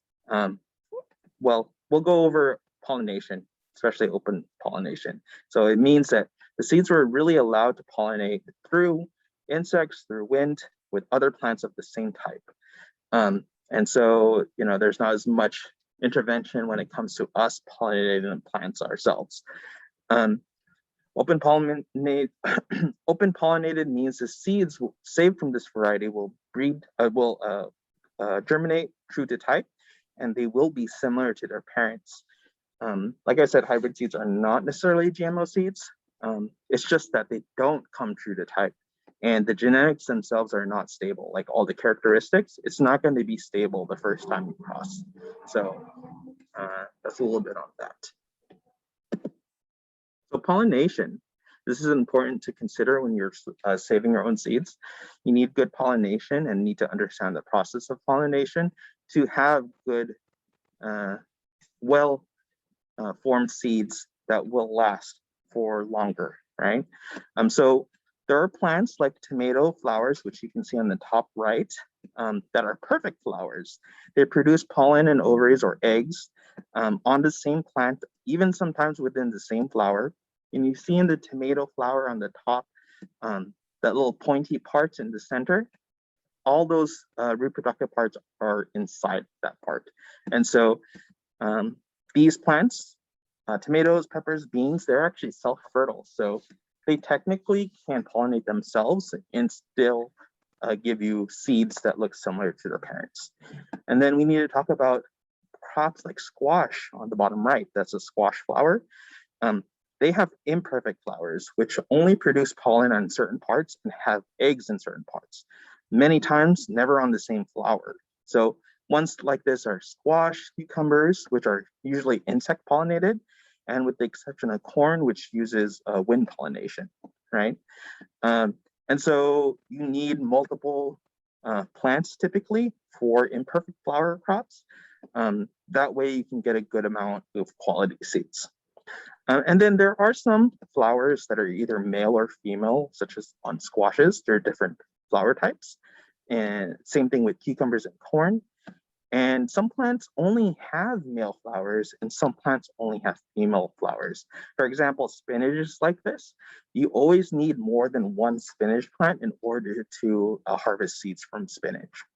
And in terms of pollination, if we take things into our own hands, especially with imperfect flowers, you can actually use a paintbrush or cotton swabs to transfer pollen between male and female flowers. That way they produce better seeds and you know how they actually cross-pollinate with each other. So that's a little bit on pollination. So how do you prevent cross-pollination of different heirloom crops? And in turn, just prevent accidental hybrids, right? You need to grow one variety at a time. The thing is that we use a lot of common names when it comes to talking about varieties of crops. When you are starting to save your own seeds, you need to actually think and research what scientific name the crop has. For example, different pumpkins will cross-pollinate with each other. The standard Halloween pumpkin will actually cross-pollinate with zucchini, and then the seeds from either of those plants are not going to look like their parents at all. It'll be some inedible hybrid. Another example of this would be Swiss chard and root beets. They're actually the same species. They're just different varieties grown and bred and saved for specific parts. With Swiss chard, it's the leaves. With beets, it's mainly the roots, right? But they are the same species when you think about it. So if you grow one, you should only grow one or stagger the years of when you plant them. Growing one variety in your backyard is going to be the most effective way of doing it. If you're going to have multiple varieties on your property, one way you can do is do one variety in the backyard and one in the front yard, especially if it's insect or wind pollinated. Honestly, though, you need a lot more spacing than this. This is not really as reliable as all the other methods because insects travel for miles, especially bees. And if you have a neighbor who's growing a different kind even, you have the risk of things like squash not looking the same because it cross-pollinated with the same species but a different variety in someone's garden in your neighborhood. So that's something to consider. And I talked a little bit already about this, but staggering your plantings so that varieties flower at different times. For example, if you want to grow beets, right? You grow beets 1 year, one variety, and then you plant a different variety the next year. The thing about beets is they're going to flower at different times from planting it that way.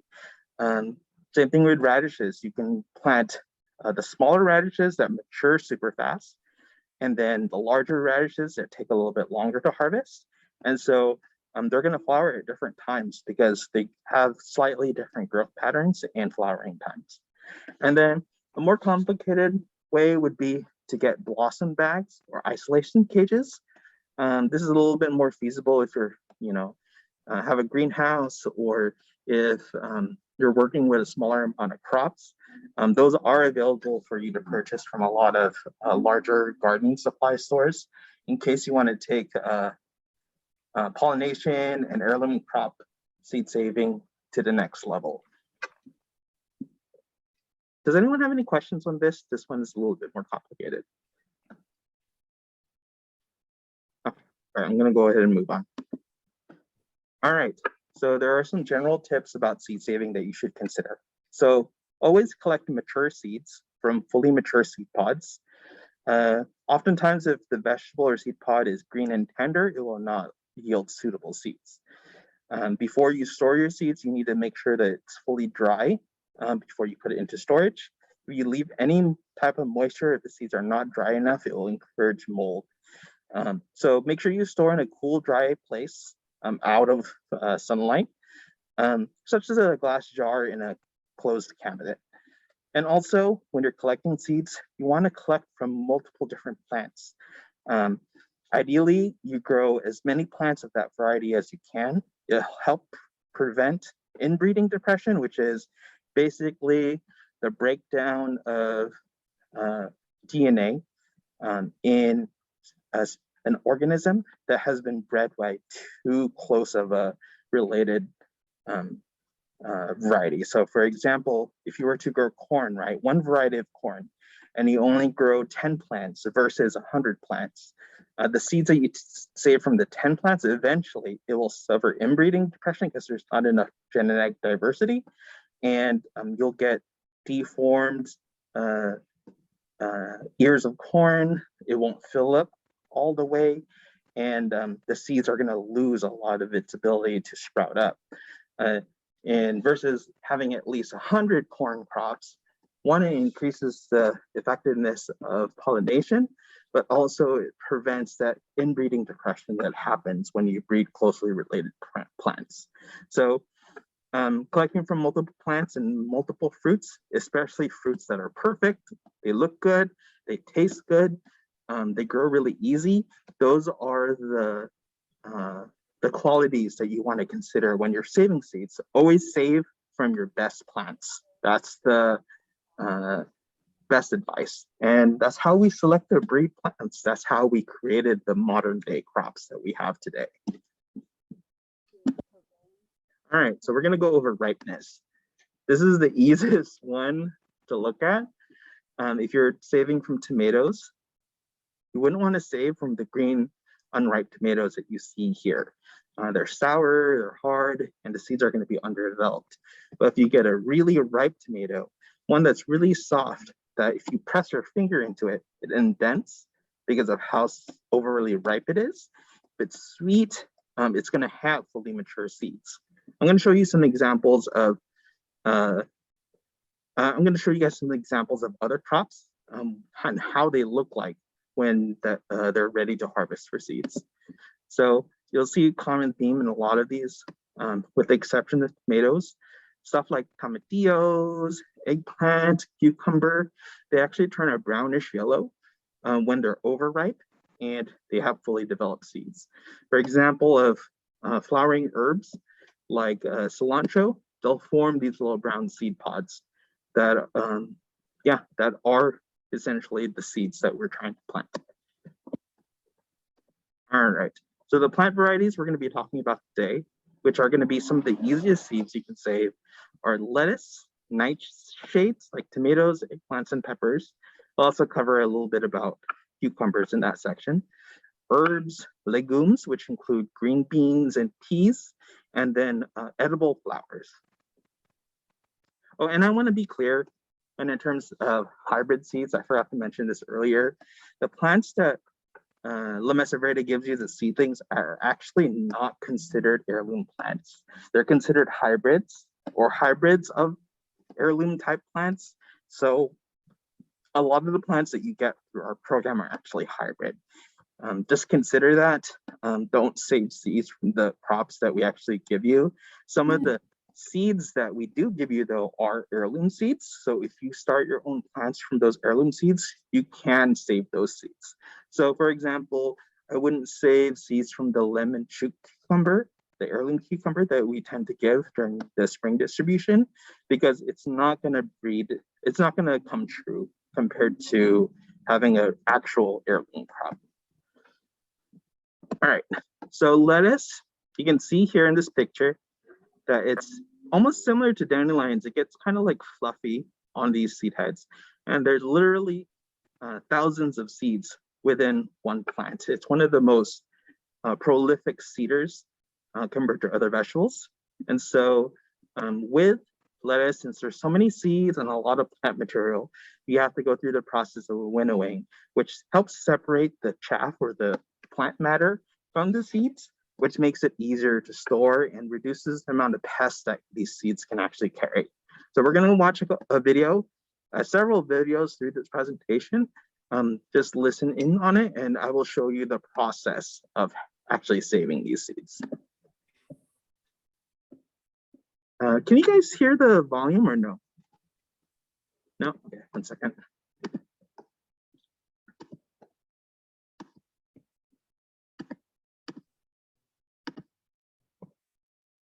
collect different types of seeds from different plants in your. Hi everyone, this is Carlo with La Mesa Verde. Today we're going to learn how to collect different types of seeds from different plants in your garden so you can actually save your own seeds at home. Today we're going to start off first with a process called winnowing. It's basically using wind, either from your breath or from a motorized fan, to separate the plant chaff from the seeds, seed heads, and all the other plant material so that you're only left with seeds at the end. And so I'm going to go over the process, how you do it by hand, and I'll show you 2 different ways that you can do it at home. So this is a bag of lettuce seed that was collected 1 year. You can barely see it, but there's little black seeds in here. Those are actually little lettuce seeds, but it's mixed in with all this chaff, right? So what we're going to do is we're going to crush some of these in between our hands and put it into the pie tin. Just open this up. I'm just going to do a handful, that way it's not too messy. And what I usually do is just put it in my hand, just like this. And I rub my hands together like this to break up all the plant material and the seeds. And it will be messy a little bit, but what this does is it makes it easier for that chaff to come off and separate. Once you're done grinding it up a little bit with your hands, I just like to take off all the little chunks,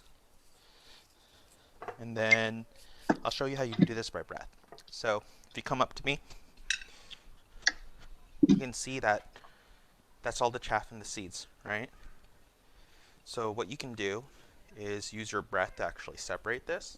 It's a little messy, so be outside where you don't mind plant stuff getting into it. All you do is have to blow. And I'll keep on doing this. See, the plant matter itself is actually really light, and so it actually keeps the seeds, which are heavier, towards the bottom of the pan. But you need a shallow container to do this, okay? And I'm just gently blowing it, not too hard.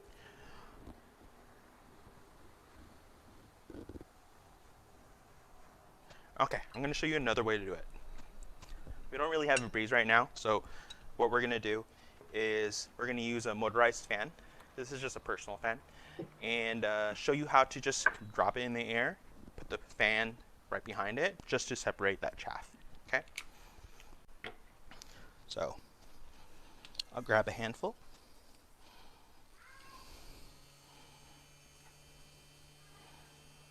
This one's a little messy. You can see most of the seeds are actually going towards the pan. And you just repeat this a couple of times.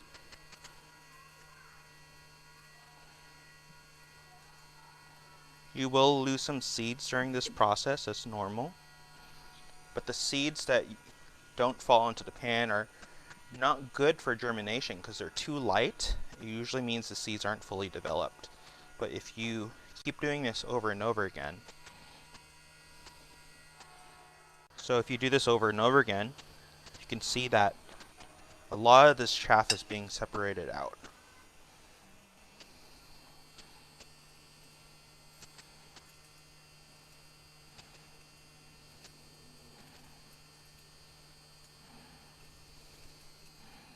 Okay. Actually, I'm going to grind this a little bit more because there's still some larger seed heads in here.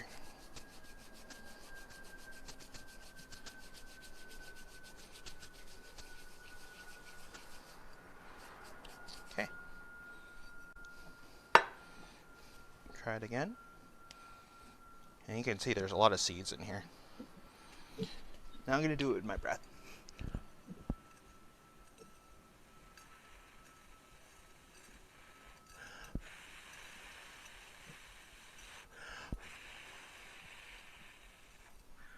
Okay. I'm just going to blow into the bowl again.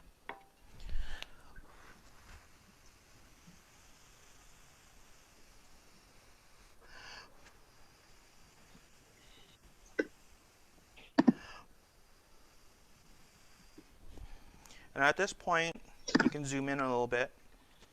You can see there's a lot more seeds than there is actually chaff. You may have to go in and just pick out the individual ones that aren't blowing away.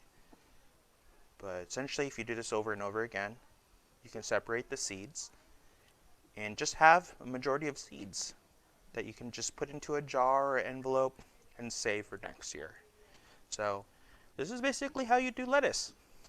And lettuce is really generous. It gives you a lot of seeds, so you only really need to harvest from 1 or 2 plants. So we're going to go ahead and move inside, and I'm going to show you a little bit about how to save from other vegetables in your garden. All right. Does anyone have questions about winnowing? This process seems pretty easy, right?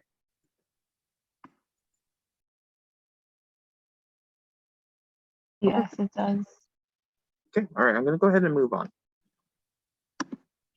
All right, next we're gonna be talking about tomatoes, eggplants, and peppers, even cucumbers.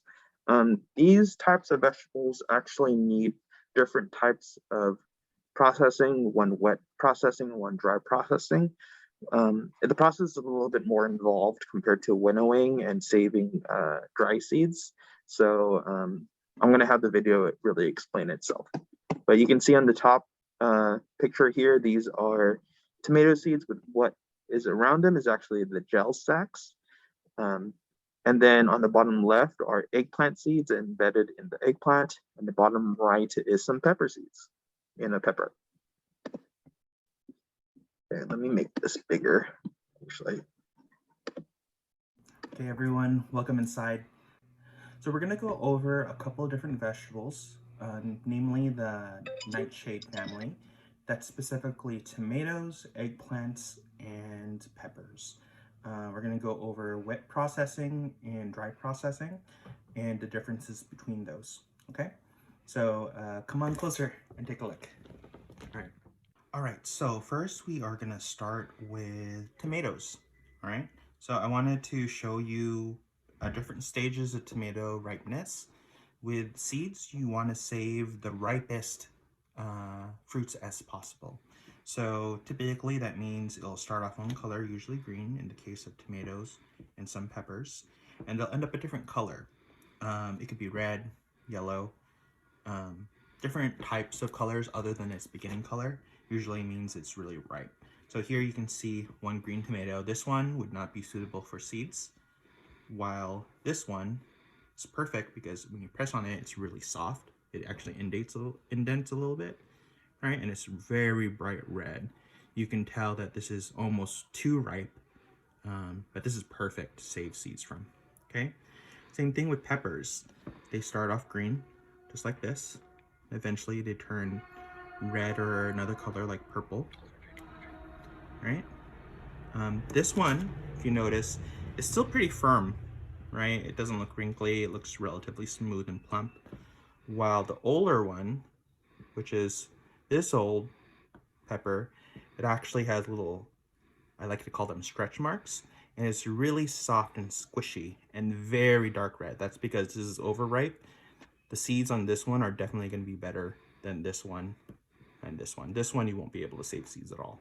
Okay, so I'm gonna show you how to do tomatoes first. Good. All right, so first things first. Obviously you can't save from a green one, so I'm gonna put that aside. This is the red one. What you do is you can remove the top, just like that. All you need is a good knife and a spoon. And then I like to have a little container, either a clear cup or bowl, like this one. Okay, but we're gonna use a small cup. So what I do is I cut the tomato in half. It does very easily. You can already see some of the seeds speckled throughout the tomato. So this is what I like to do first. I like to squeeze it out first, and then take all this pulp. Squeeze out all the juice. If there's any seeds in here, you can check. Scrape it out. It looks like I got most of the seeds out. I'm going to do the same thing on this side. And I want to show you something real quick. So tomatoes are naturally covered with a gel sac. So you can see here, that one seed, there's some flesh around it. That's the gel sac. And it actually prevents germination in tomato seeds. So what you need to do before you save these seeds and dry them, is to degrade the gel sac by fermenting your seeds for a day or two with some water. And so I prepared a bowl of tomato seeds to ferment from the other day, and we'll be looking at that a little bit later. But anyway, I'm gonna go ahead and put all the seeds in here. You can see this can be a messy process. If you're doing a lot of tomatoes at once, that's better, but I usually save just from a couple of tomatoes. Okay, so I'm gonna get all the seeds out.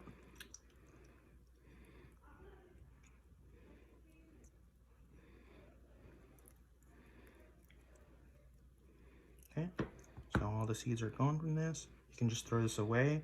If you want to make soup or something from this, it's a good way to use it, but these tend to be a little bit too ripe.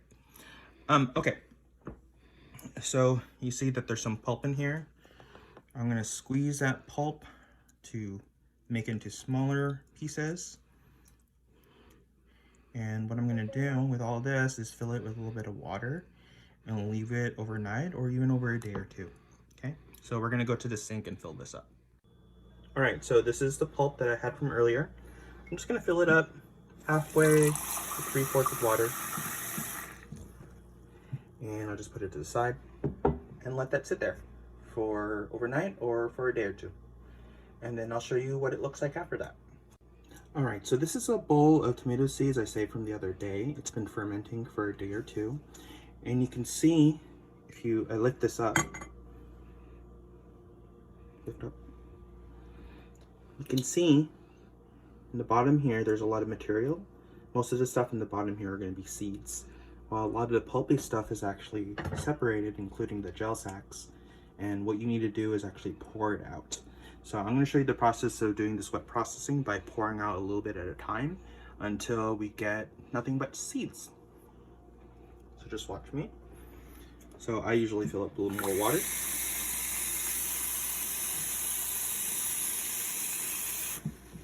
I just mix it up a little bit, give it a couple of seconds for everything to settle. If there's big pieces like this, you can go ahead and break it up with your hand. It's a little messy, but that's okay. And then once the big pieces are separated and most of the material has fallen to the bottom, what you're gonna do is gently pour out a little bit at a time. And you can see all the flesh from the tomato is actually separating. You may see some seeds actually separating too, but those seeds are the ones that we don't want to keep. They're too light, so they're not going to germinate as well. Okay, so now you can see a lot of it is gone. You can see a little bit more seeds. I'm going to fill it up again.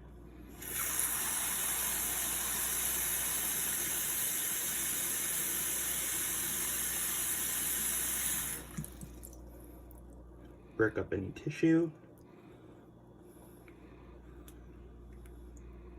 And then I'm going to let it settle again. It'll pretty quickly, actually. All right, I'm going to pour again.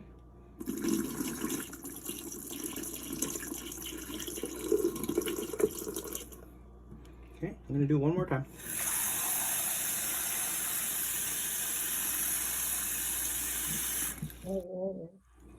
I can see there's actually big pieces by themselves, so I'm just going to pick them out. Okay, I'm going to pour again. You basically want to keep on pouring until the water runs through. You can see it's nice and clean now. There is still some gel sacs around the seeds, but they're degraded so much that it's not going to interfere with germination. So I'm going to pour it one more time.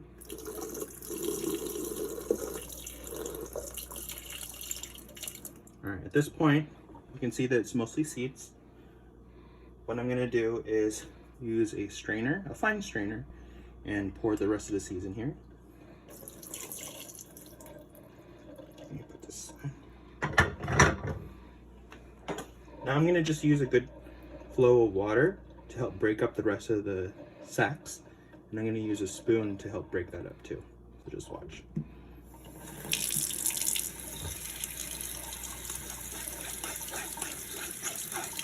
You're just running it against the strainer. do this for a couple of minutes.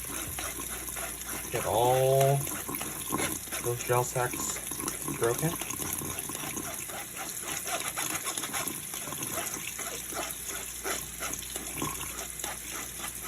And then once you see that most of the seeds are just by themselves, you can put this on a paper towel to dry. And I'll show you how to do that. And then you can see it's nothing but seeds left. Alright, so this is the last process that you need to do. You need to dry your seeds before you store them in envelopes or jars. So I'm going to take these, a folded paper towel on a plate. I'm going to just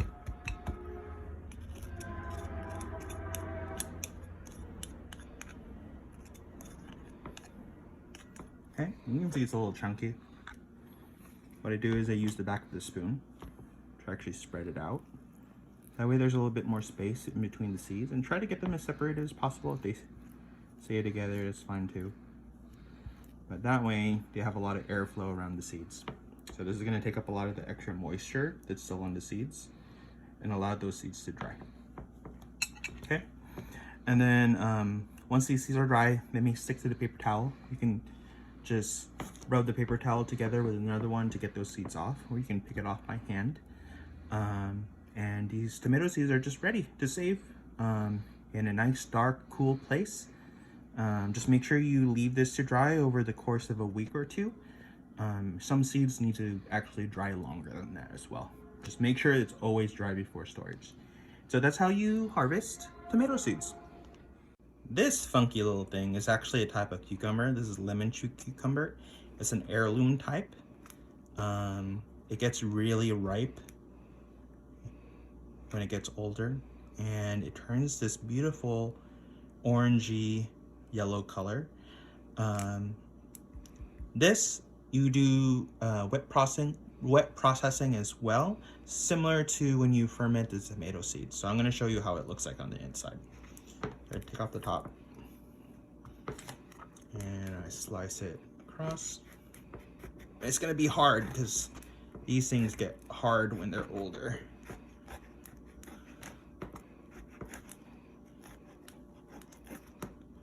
Okay, you can see these are very similar to the tomato seeds because they also have gel sacks around their seeds. So if you ferment these for a day or two and do the same wet processing that you do for tomatoes, you can save cucumber seeds as well. All right, last thing we're gonna look at is eggplant. These are in the nightshade family again. This one is not necessarily the best for harvesting seeds from. It's a little soft. You can tell that it's a little bit overripe because of the crack that's in the fruit. Ideally, you wait for these until they're yellowish brown and really hard. So I'm gonna see if there's any seasons. If there's none, then we won't save these ones. But yeah, eggplant seeds, so very similar to tomato ones, just a little drier.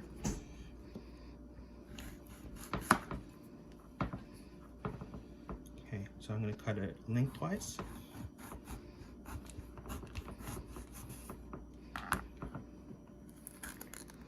Okay, you can see all these little seeds. So these are a little bit harder to separate. You have to kind of wet process these with a blender. So what I'm going to do is I'm going to remove the seeds. I'm going to put them in a bowl using a spoon, but I'm going to take some of that flesh out, which is stuck with the seeds. So I'm going to go get a bowl real quick. All right, so you see the eggplant. All you do is scrape. You can see there's a ton of seeds of eggplants. These are one of the ones that give you a ton typically.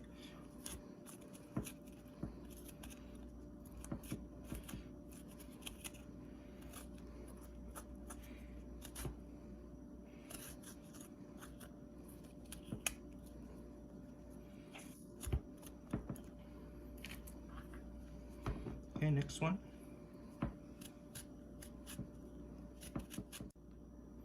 So I scraped this one too.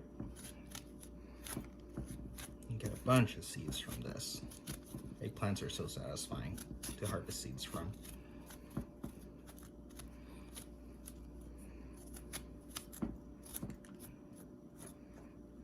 Okay, you can see there's a lot of flesh with these seeds. So I like breaking it up till they're tiny little pieces. I use both of my hands actually. You can see there's literally hundreds of seeds just from those two fruit. They're everywhere in here. And eventually the plant fibers, the pulp, is going to turn brown because of oxidation. That's completely normal. Don't think your seeds are rotting. That's fine. That's just exposure to air. So it's going to get a little mushy.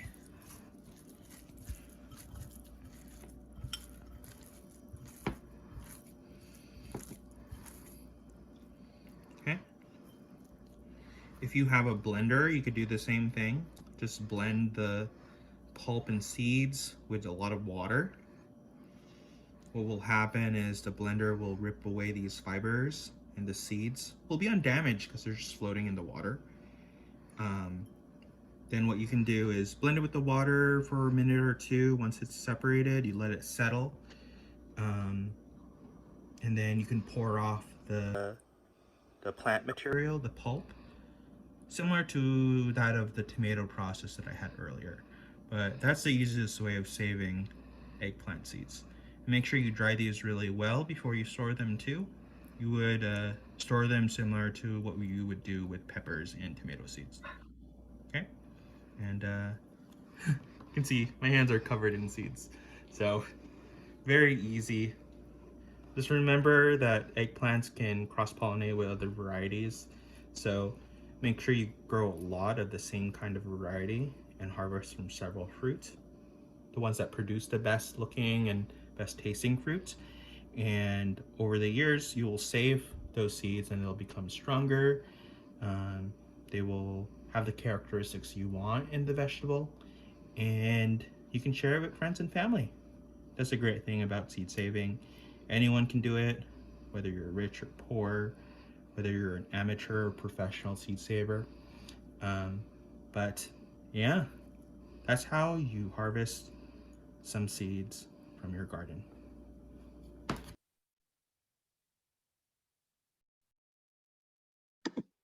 Okay, I hope you guys enjoyed that one video.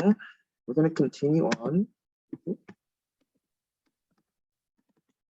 we go. All right, next we're going to talk about herb seeds, basil, cilantro, and scallions. Typically, these kinds of plants will form flower pods or seed pods, similar to what you can see here on the top right. Cilantro will actually form individual flower pods. Basil will form flower pods as well. And the bottom, these are actually just a flowering scallion or green onion. Each of these flowers will produce multiple seeds. And another one we can talk about is legumes. That means beans and peas. They're often some of the easiest ones you can harvest. They're great because a lot of them self-pollinate. They do not cross-pollinate typically with other plants of the same species. So you can harvest seeds from these pretty well. You don't have to harvest from as many plants either. So the main thing about beans and peas, though, that you have to understand is you have to look for any pest damage that are on the pods.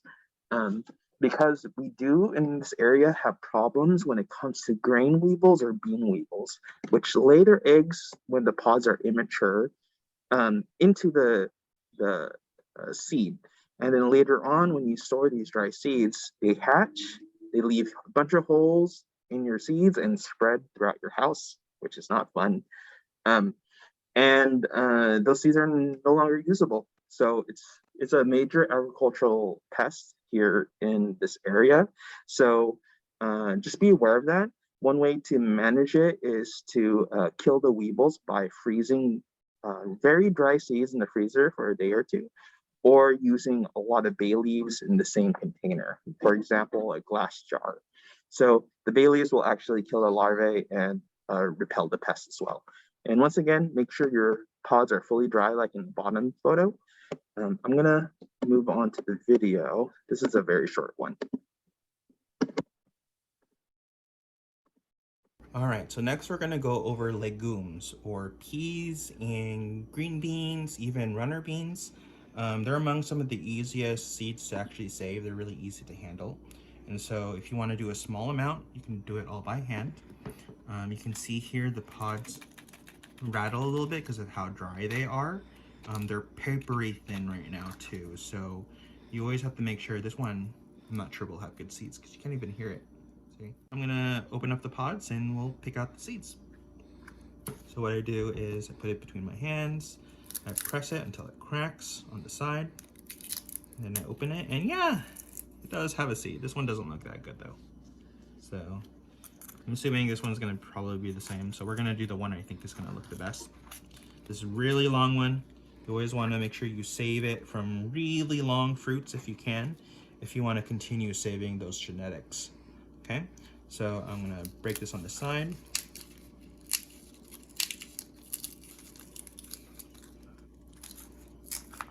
Put it apart. You can see how beautiful these seeds are. They're a little pink, purple, a little black, but those are super easy. The only thing about bean seeds that you grow in your backyard, you do need to treat them for insects. There's different grain and bean weevils that will actually lay eggs in your seeds, and you need to actually either freeze them in a jar in the fridge when it's completely dry, or you can use bay leaves mixed into the container as well. The bay leaves will actually kill the larvae and deter pests. So beans, corn, sunflower seeds, they all need to be treated like that. Okay, we're gonna go ahead and move on. So now we're gonna talk about flowers. So edible flowers and medicinal flowers. Sorry about that, guys. The ones that we're gonna really be talking about here are the ones pictured here. Sunflowers is on the top left. On the May I top. ask a quick question, Carlo? Oh yeah, go ahead. So when you said bay leaf, are you soaking the seeds in water and putting the bay leaves in there, or just dry bay leaves into Dry bay leaves, just dry bay leaves. Okay. Yeah. Thanks. Okay, the top right picture is the seeds of calendula, which is a medicinal flower. On the bottom left are borage seeds. On the bottom right are nasturtium seeds. So similar to herbs, they tend to form their own individual seeds or flower pods. Some will need to be threshed or winnowed. Some can just easily be picked out of the pods. You know, like I mentioned earlier in the last video, sunflowers are one of those ones where you would want to freeze or put bay leaves in because they do, oh, sorry, 1 second. Because they do harbor pests in this area. There are different grain and seed weevils in this area. So we're gonna go over marigolds, specifically French marigolds, not calendula. All right, what we have here are some dried up marigold flowers. The seeds actually develop in the heads here. Some people will just crush the entire heads between their hand and then sprinkle it wherever they want them to grow. But you know, I would always recommend separating it. When you separate the chaff from the seed, it means there's going to be less pests, because all that plant matter can actually are hiding places for pests to get into your seeds. So I like separating, and I'm going to show you how to take this apart. Okay? All right, so these are just the old petals. They're all dried up. I just remove them, just like that. And you can see marigolds actually have really long seeds here. They're attached. So what I like doing is just removing the really light, easy, detachable stuff. And there you have it. If you wanted to try separating this, you can. It's a lot of work, but just having that little point, that little black part, you can grow more flowers. Those are marigold seeds. There's a pot marigold that looks a little bit different from this, but essentially the process is the same. They form these little seeds here. Okay, so that's Okay. All right, we're gonna move on. All right, and this is a bonus one.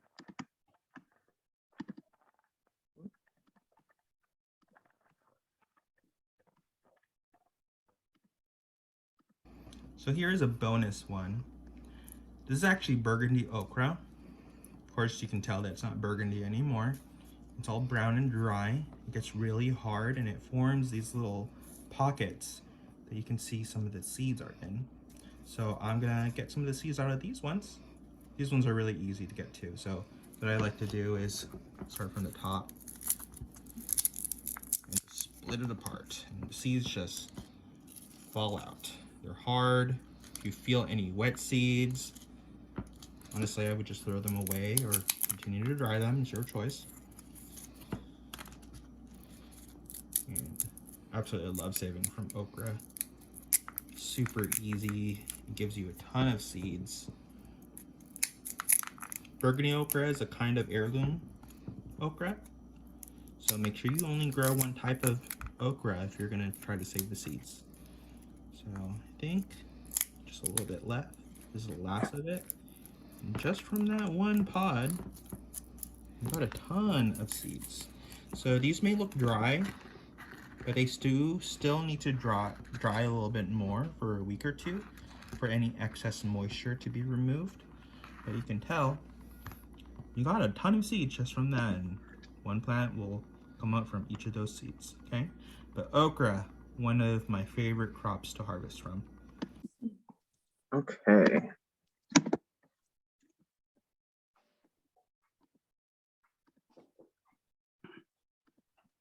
All right, so we're going to talk a little bit about storage. You have a couple of options when it comes to storing seeds, and then there's a lot of ways to do it.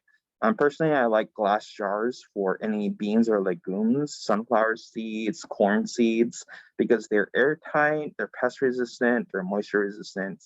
The only issue is that they can definitely break, but they are reusable. I always recommend these for those specific crops because if they do have pests and they hatch inside jar, they won't be able to spread to your other seeds. Envelopes is an easy way of doing it. A lot of people choose to do it this way. You can write a lot of information just on one envelope packet. And also, the only negative thing about this is not pest or water resistant. So if, say, you accidentally get moisture on the seeds, it could definitely ruin your seeds. And pests can chew through the paper, so that's something to consider. And plastic baggies is kind of the in-between. It's moisture proof. It can hold a ton of seeds like in this picture, but it's definitely not pest proof. Different insects can still chew through the plastic. When you are saving your seeds, you need to make sure you label your seeds so you know what it is for next season. You either list the common name or scientific name. Personally, I like to do the scientific name and the variety name. But if you're a casual seed saver, a common name is fine too. You also want to list the year you collect it because that will determine the viability of the seeds. Seeds can last for a really long time. Some can even last 10 or more years. But typically, if you save it in a dark, cool, dry position, they will stay for a really long time. Usually, I'd like to say anything more than 5 years old is considered old. It's going to have less chances of germination. All you have to do with older seeds is to plant more seeds per hole to compensate for that. And then you want to do any notes, such as noting if it's hybrid, heirloom, open pollinated, any growing conditions, what season it grows in, anything that'd be useful. Germination rates is also useful in case you want to see how much you need to plant. And I'm going to show you how to determine that. So when you do a germination rate test, all you have to do is get a plate, paper towels, little plastic baggie, or some kind of plastic container. You're gonna moisten the towel and then place the seeds, about 10 or more seeds. Usually I like to keep an even number. If you have a ton of seeds, you can save up to 100 and see it from there. That'd be more accurate. But if you put 10 seeds, if you have limited seeds, that's completely fine. You store this in a warm place and keep it moist until it sprouts. You wait 7 to 14 days to see the sprouting. Note which day most of the seeds start sprouting. There are seeds that take a lot longer to sprout. Some will even take a whole month, even a whole season to sprout. So it just really depends on what it says in the seed packet. So for example, out of the 10 seeds that sprout, 8 seeds sprout. That means there's a germination rate of 80%, which is pretty good for seeds. Ideally though, you want it to be 90 or above.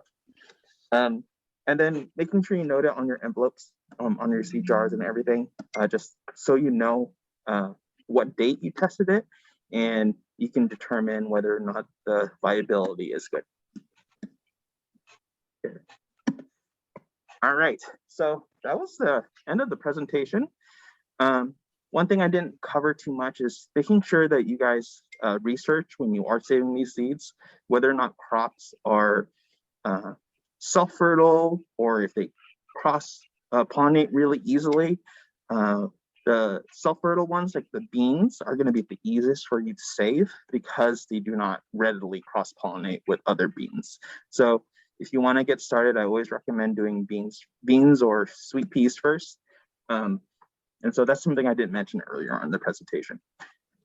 Anyway, so I wanted to talk about the seed swap that's happening later today at Sacred Heart Community Service. It's going to be from 1 p.m. to 3 p.m. If you have seed packets already saving your own seeds, feel free to come by. There's going to be different organizations in the area that does a lot of food work. A lot of resources are going to be available. So if you want to connect with your community, connect with other gardeners within LMV and outside LMV, this is a great opportunity to do so. If you do not have any seeds to trade, we did clean out our seed bank here at Sacred Heart. So we do have some older seeds that we've bunched up together that you can use to swap with others. But mind you, they are older seeds and we do have a limited quantity. So the earlier you come, the better, and more likely that you will get some. It's going to be at Sacred Heart in our courtyard outside. Address is 1381 South First Street, San Jose, California, 95110. Okay, so I want to put that out. We can have a little bit of discussion. Actually, yeah, let's do a little bit of discussion right now. Does anyone have anything to say about the presentation and what they've learned today?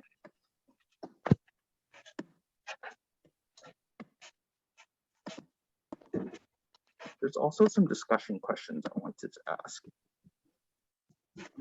Okay, what is your experience in seed saving? What traditional vegetable crops are important to your culture? And what role do you see urban gardeners having in preserving heirloom seeds?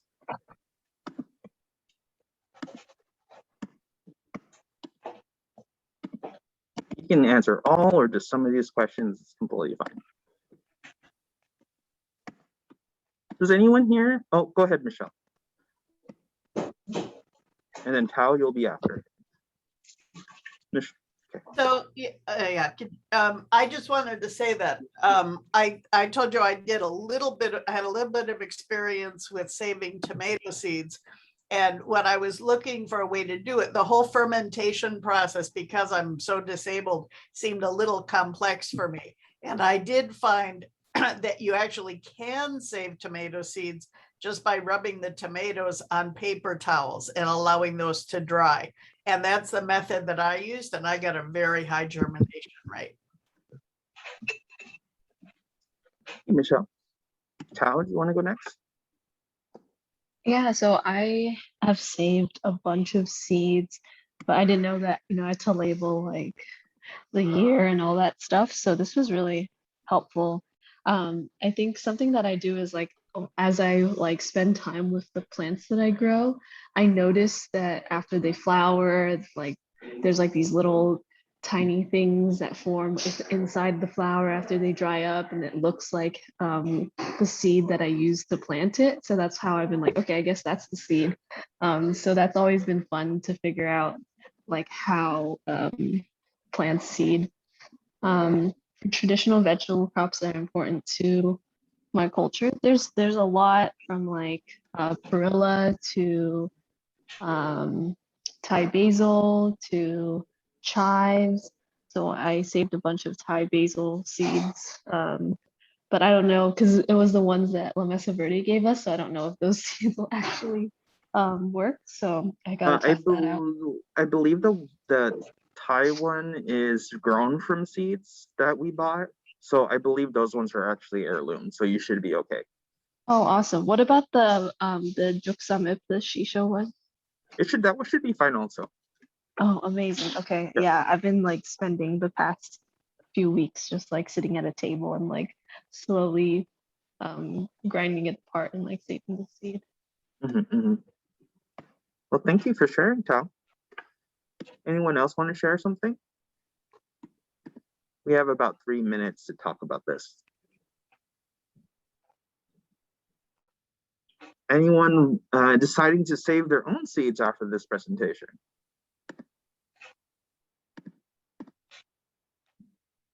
Okay, there is a message from Mary Ann.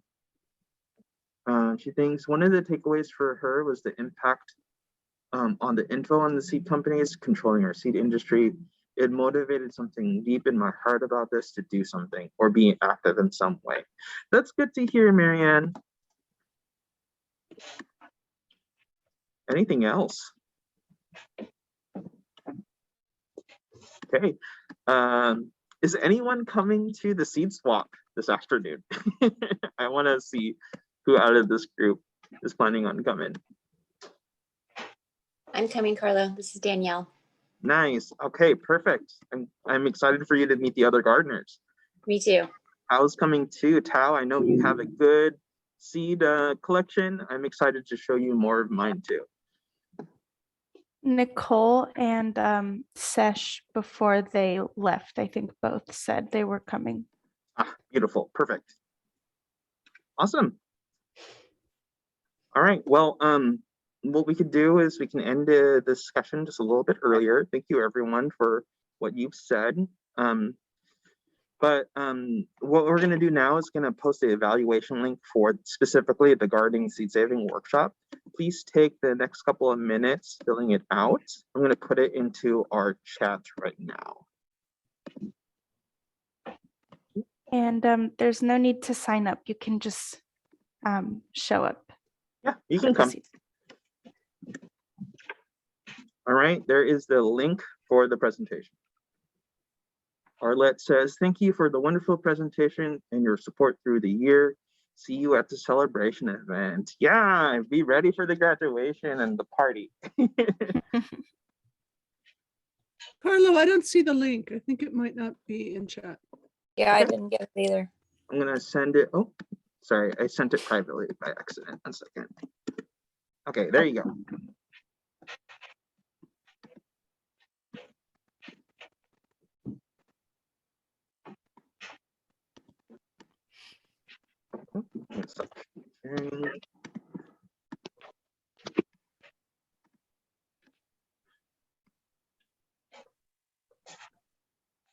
We have 22 people right now. So once we get about 10 people, we'll continue on with the announcements.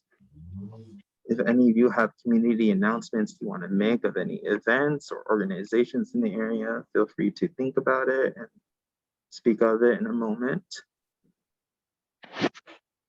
We also have some announcements as well.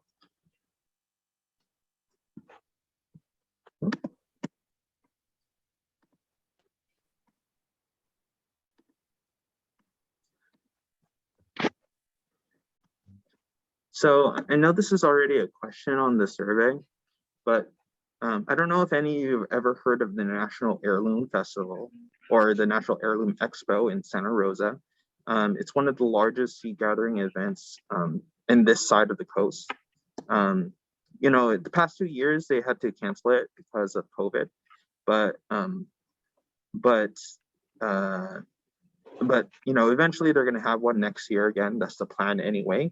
And I've been wanting to actually arrange for a field trip for LMB to go as a group there to experience some of the workshops, some of the lectures, see what kind of seeds are available there. They also have a big seed swap there. So if you're interested in being a part of that next year, answer that in the survey and we will announce it when we plan on going. It'll probably be an all-day thing. Yes. There was one year where LMB went as a group. That was when Jackie was still here, but it was great.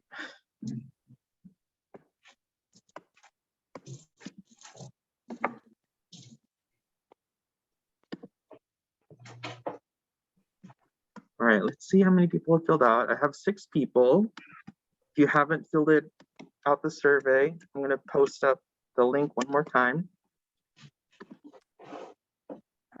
Alimentation, basically your daily intake, what you're eating daily. Thanks. There's a question in English where it is described as alimentation, and I was assuming that was the Spanish word that just didn't get translated right. So you might want to check on that in the survey in the future. Thanks.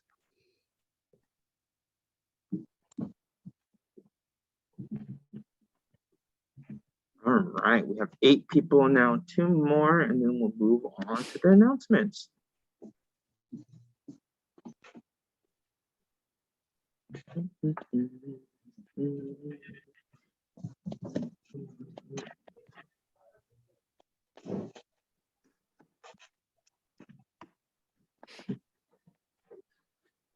Okay, we're gonna go ahead and move on. Oh, I had someone who said this. Marianne said that she heard about the Santa Rosa heirloom event and awesome, she would like to go as a group.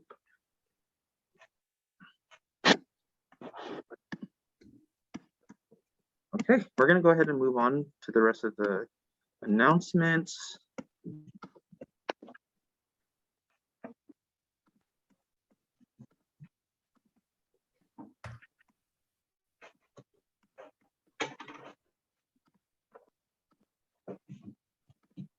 All right, so these are some of the announcements. So UCCE Urban Ag Food and Systems Program is offering some workshops. I believe these are online throughout the month of October and November. Next one is going to be on vertebrate pest management on small urban and small farms, seed saving for urban and small farms on the 27th, and cover crops on the 2nd of next month. Also, we wanted to let you know about an opportunity to volunteer and also attend an event hosted by Vegelution. They have a relatively new garden at Sofa Pocket Park. And so they're looking for volunteers next Thursday to help clear out the garden beds that are currently there. There's also several workshops that are happening both on Friday and Saturday. So if that's something that you're interested in being a part of, if you are low on volunteer hours with La Mesa Verde, this will count towards your volunteer hours that you are required to do every year. So if you're interested in that, please contact Brianna. Brianna, could you put your phone number and your email into the chat, please? Okay, so contact her if you're interested in attending those events. It's really good. Honestly, it's a really amazing space at Sofa Park. They have wonderful murals there as well. So it's a great place to hang out, and they have events there all the time. All right, so there is now assistance to afford electric cars. I believe, and don't quote me on this because I haven't looked too much into it itself. You can have up to, I believe, $9,000 covered in order to get an electric vehicle. So there's going to be a clinic on Sunday, October 24th from 4:30 to 5:30 p.m. Where you can learn about these incentives. But if you're interested in going green and being a little bit more conscious about your carbon footprint, this is a good opportunity for anyone who's been thinking about getting an electric car. All right, there's also an announcement at Sacred Heart. This is the Parents of Preschool program. This is Monday through Thursday from 9:15 a.m. to 12:15 p.m. It's an opportunity to learn different leadership skills, practice English conversation, and participate in community workshops. So if you have children and you are a parent and want to learn these skills, please let us know. We can connect you to the education department here at Sacred Heart. Okay. Does anyone have any community announcements that they want to share? We have a couple of minutes for that. Anything cool happening? Any exciting things people are doing?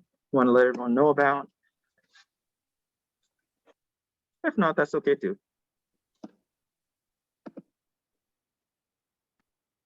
Okay. Oh, go ahead, Michelle. I'm just wondering if you could put the information about the electric vehicle in the chat. Okay, we are actually going to send an email too. Okay, perfect. So we'll send an email with the flyer. That way you can have that information. Yes, Perfect. Maria. Thank you.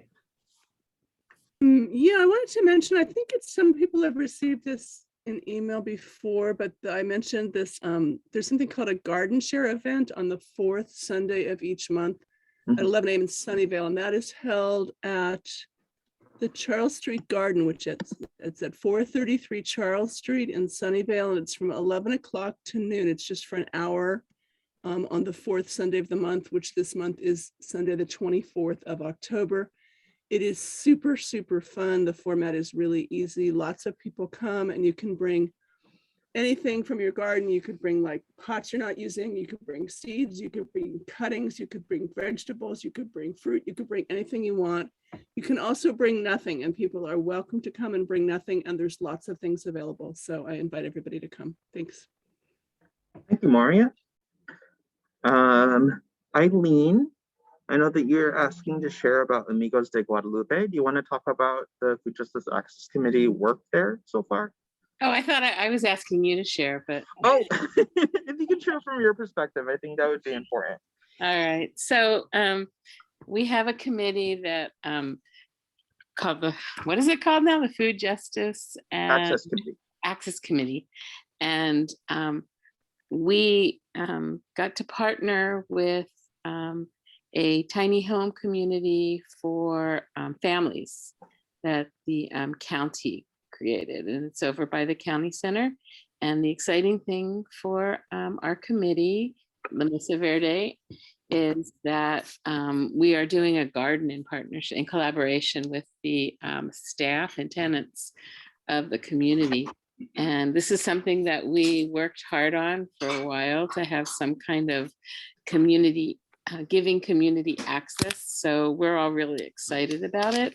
It's also really fun. We get to, we built the bed so far and planted some seedlings, and we want to have a continuing relationship with them. We're also helping them, talking with them about getting water access, because at the current time they're getting water from trucks and taking showers in a truck. So there's no water access at the site. Anyway, we would, I think, right? We're always open to new members, and it's just another way of sharing what we know and what we do with communities that don't have access. Thank you, Eileen. And just to let you all know the timeline for that, we're not completely done installing all the beds there. There are a couple of beds that we need to install before the next growing season. And so it's going to be a big thing if you want to volunteer and be a part of the event, meet some of the residents and see the setup and see what the county is doing when it comes to housing at-risk, previously homeless individuals with families, right? So if you're interested in participating in that, you know, we're going to put out the announcement if anyone wants to volunteer to help with finishing up the installation. But it's a very meaningful project, a really important project, and I hope some of you will put yourselves out there and participate. Okay. Any other announcements? Tao said they got a puppy and named them Basil. That is a great name. You need to get one named Rosemary and Thyme next. All right, any other announcements? Okay, so what we're gonna do is we're gonna return to the main room, say our final goodbyes. But thank you so much for everyone for paying attention and participating. This has been great. Okay, we're gonna go back now. A los que estén interesados en conocer un poco más sobre los talleres que se van a dar a través de la Universidad de California, van a tener un taller sobre manejo de plagas de vertebrados, ¿no? De todos los topos, los típicos topos. También van a tener un taller sobre cómo guardar semillas en granjas urbanas. Eso va a ser el 27 de octubre. También van a tener un taller sobre cultivos de coberturas. Eso va a ser el 2 de noviembre. Si están interesados, nos pueden avisar y nosotros les mandamos y compartimos la información. ¿Qué tenemos acá? Otro anuncio. Existen programas para personas que quieran comprar sus propios autos eléctricos. Hay que estar dentro de los ingresos más bajos y el gobierno le puede ayudar con recursos para que usted pueda comprar sus autos eléctricos. There's this thing about a electric vehicle. Sorry, Aileen, can you mute yourself? Thank you. You got it. You're cool. Thank you. ¿Qué más? ¿Qué otros anuncios tenemos? Bueno, el Sagrado Corazón ya abrió sus talleres para padres, ¿no? Y sus talleres de preescolar para los que tienen sus pequeños y necesiten ese apoyo. Así que están bienvenidos acá. Uno que va a aprender en esos talleres de padres, aprender habilidades de liderazgo, practicar la conversación en inglés y también participar en talleres comunitarios. Y esos son todos los anuncios. Do we have any community announcement?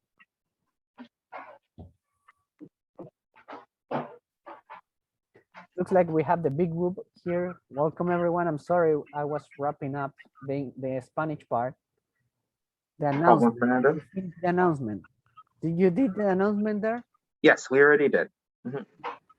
Okay, anyone have any announcement? ¿Alguien tiene algún anuncio sobre alguna actividad comunitaria?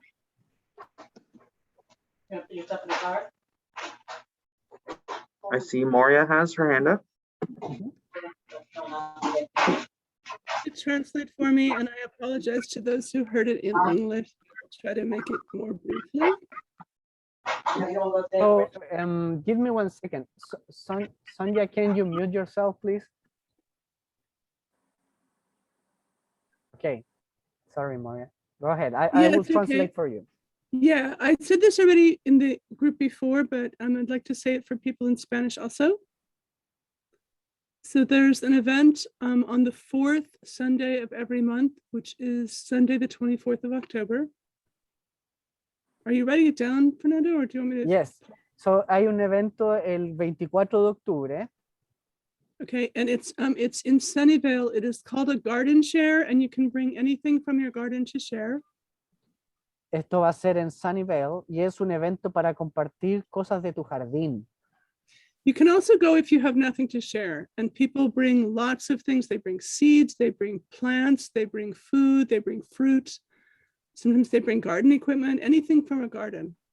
Entonces este es un evento donde uno puede compartir frutos, plantas, semillas de tu jardín, pero si no tienes nada, también puedes participar. And it is it's from 11 a.m. to noon, and it's held at Charles Street Garden, which is at 433 Charles Street. Va a ser un evento el 24 de octubre desde las 11 de la mañana hasta las 12. Moria, can you put the address in the chat, please? Y Moria va a compartir la dirección en el chat.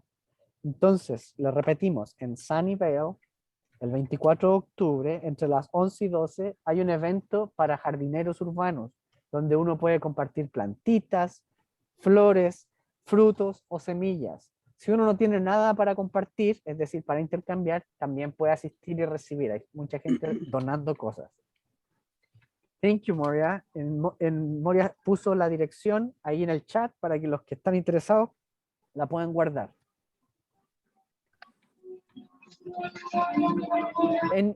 Any other announcement?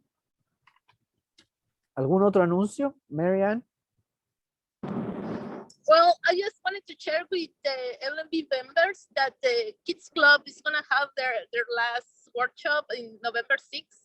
And as a committee, we are going to we have decided to work on a workshop with this as a graduation ceremony for the children. Yes, it's a lot of fun, Luis. And the activity is gonna be involved of giving back to the community, and the children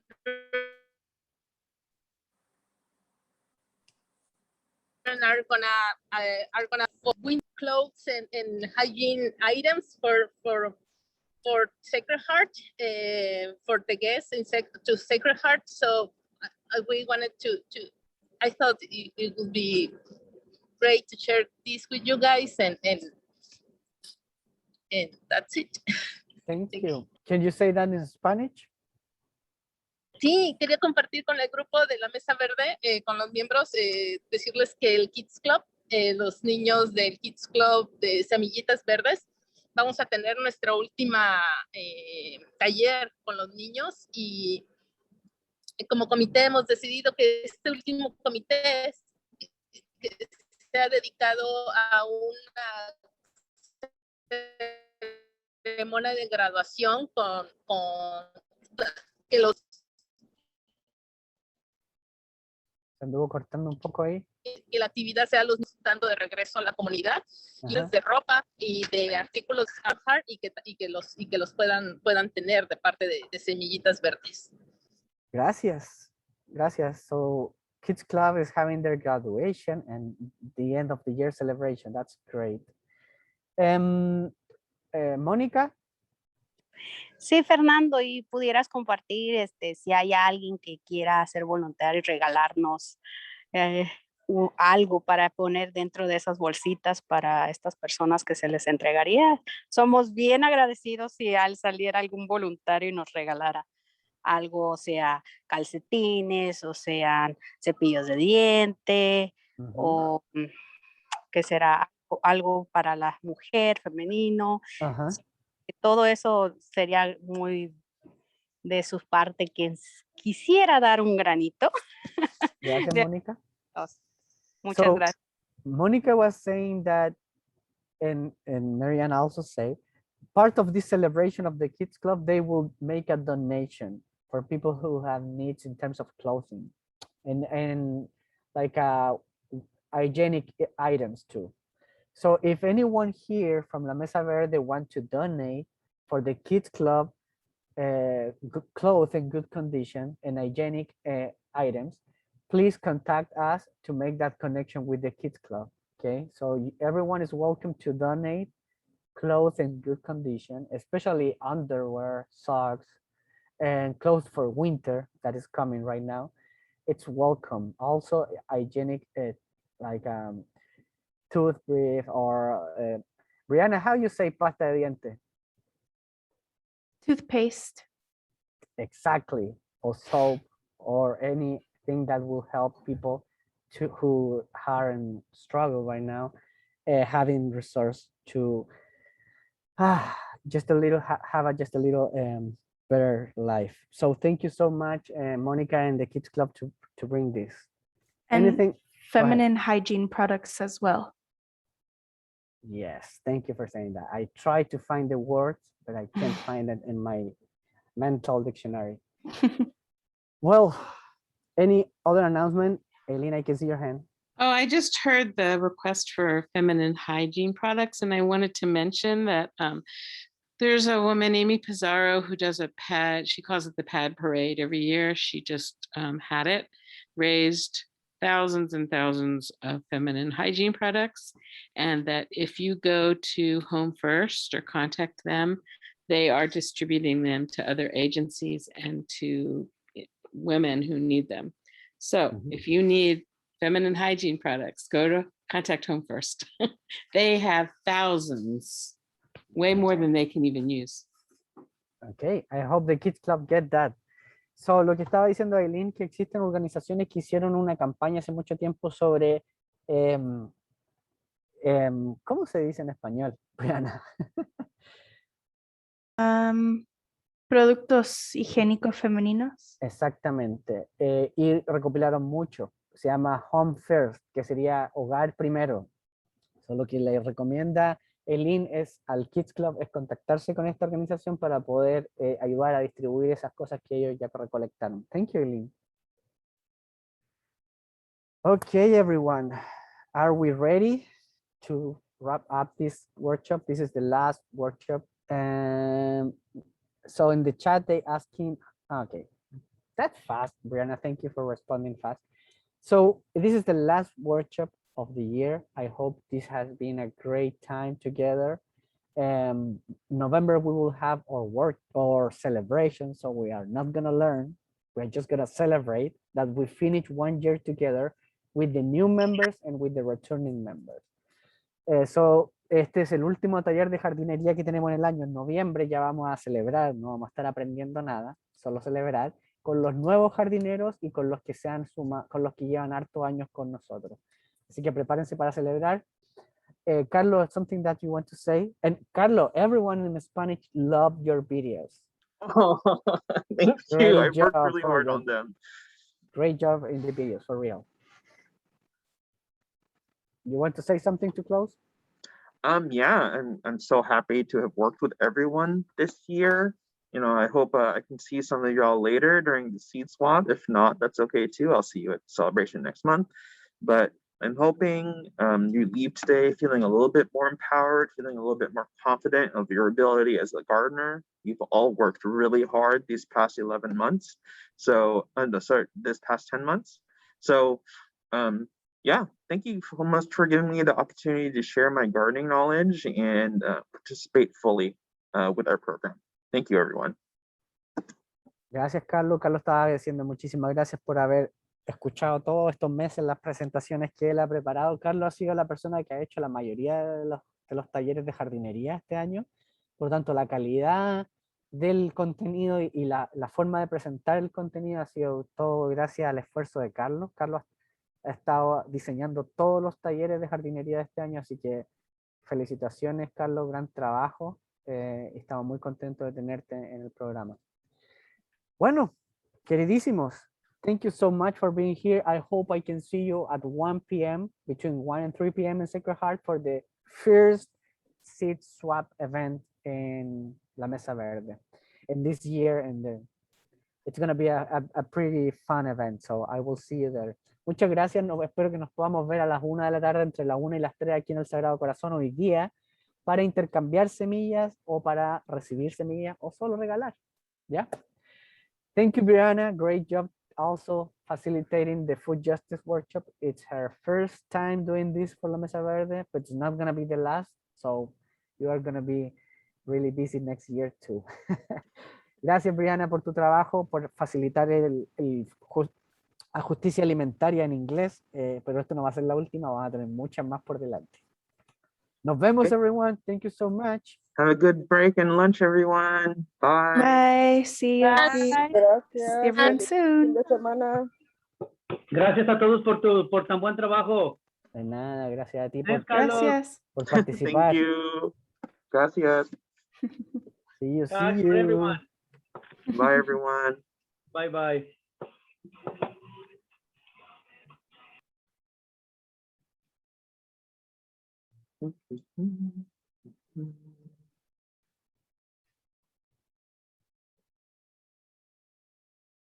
Okay, I'm going to go in and meet with you guys. I'm going to close out the meeting, okay? Bye. Bye, everyone.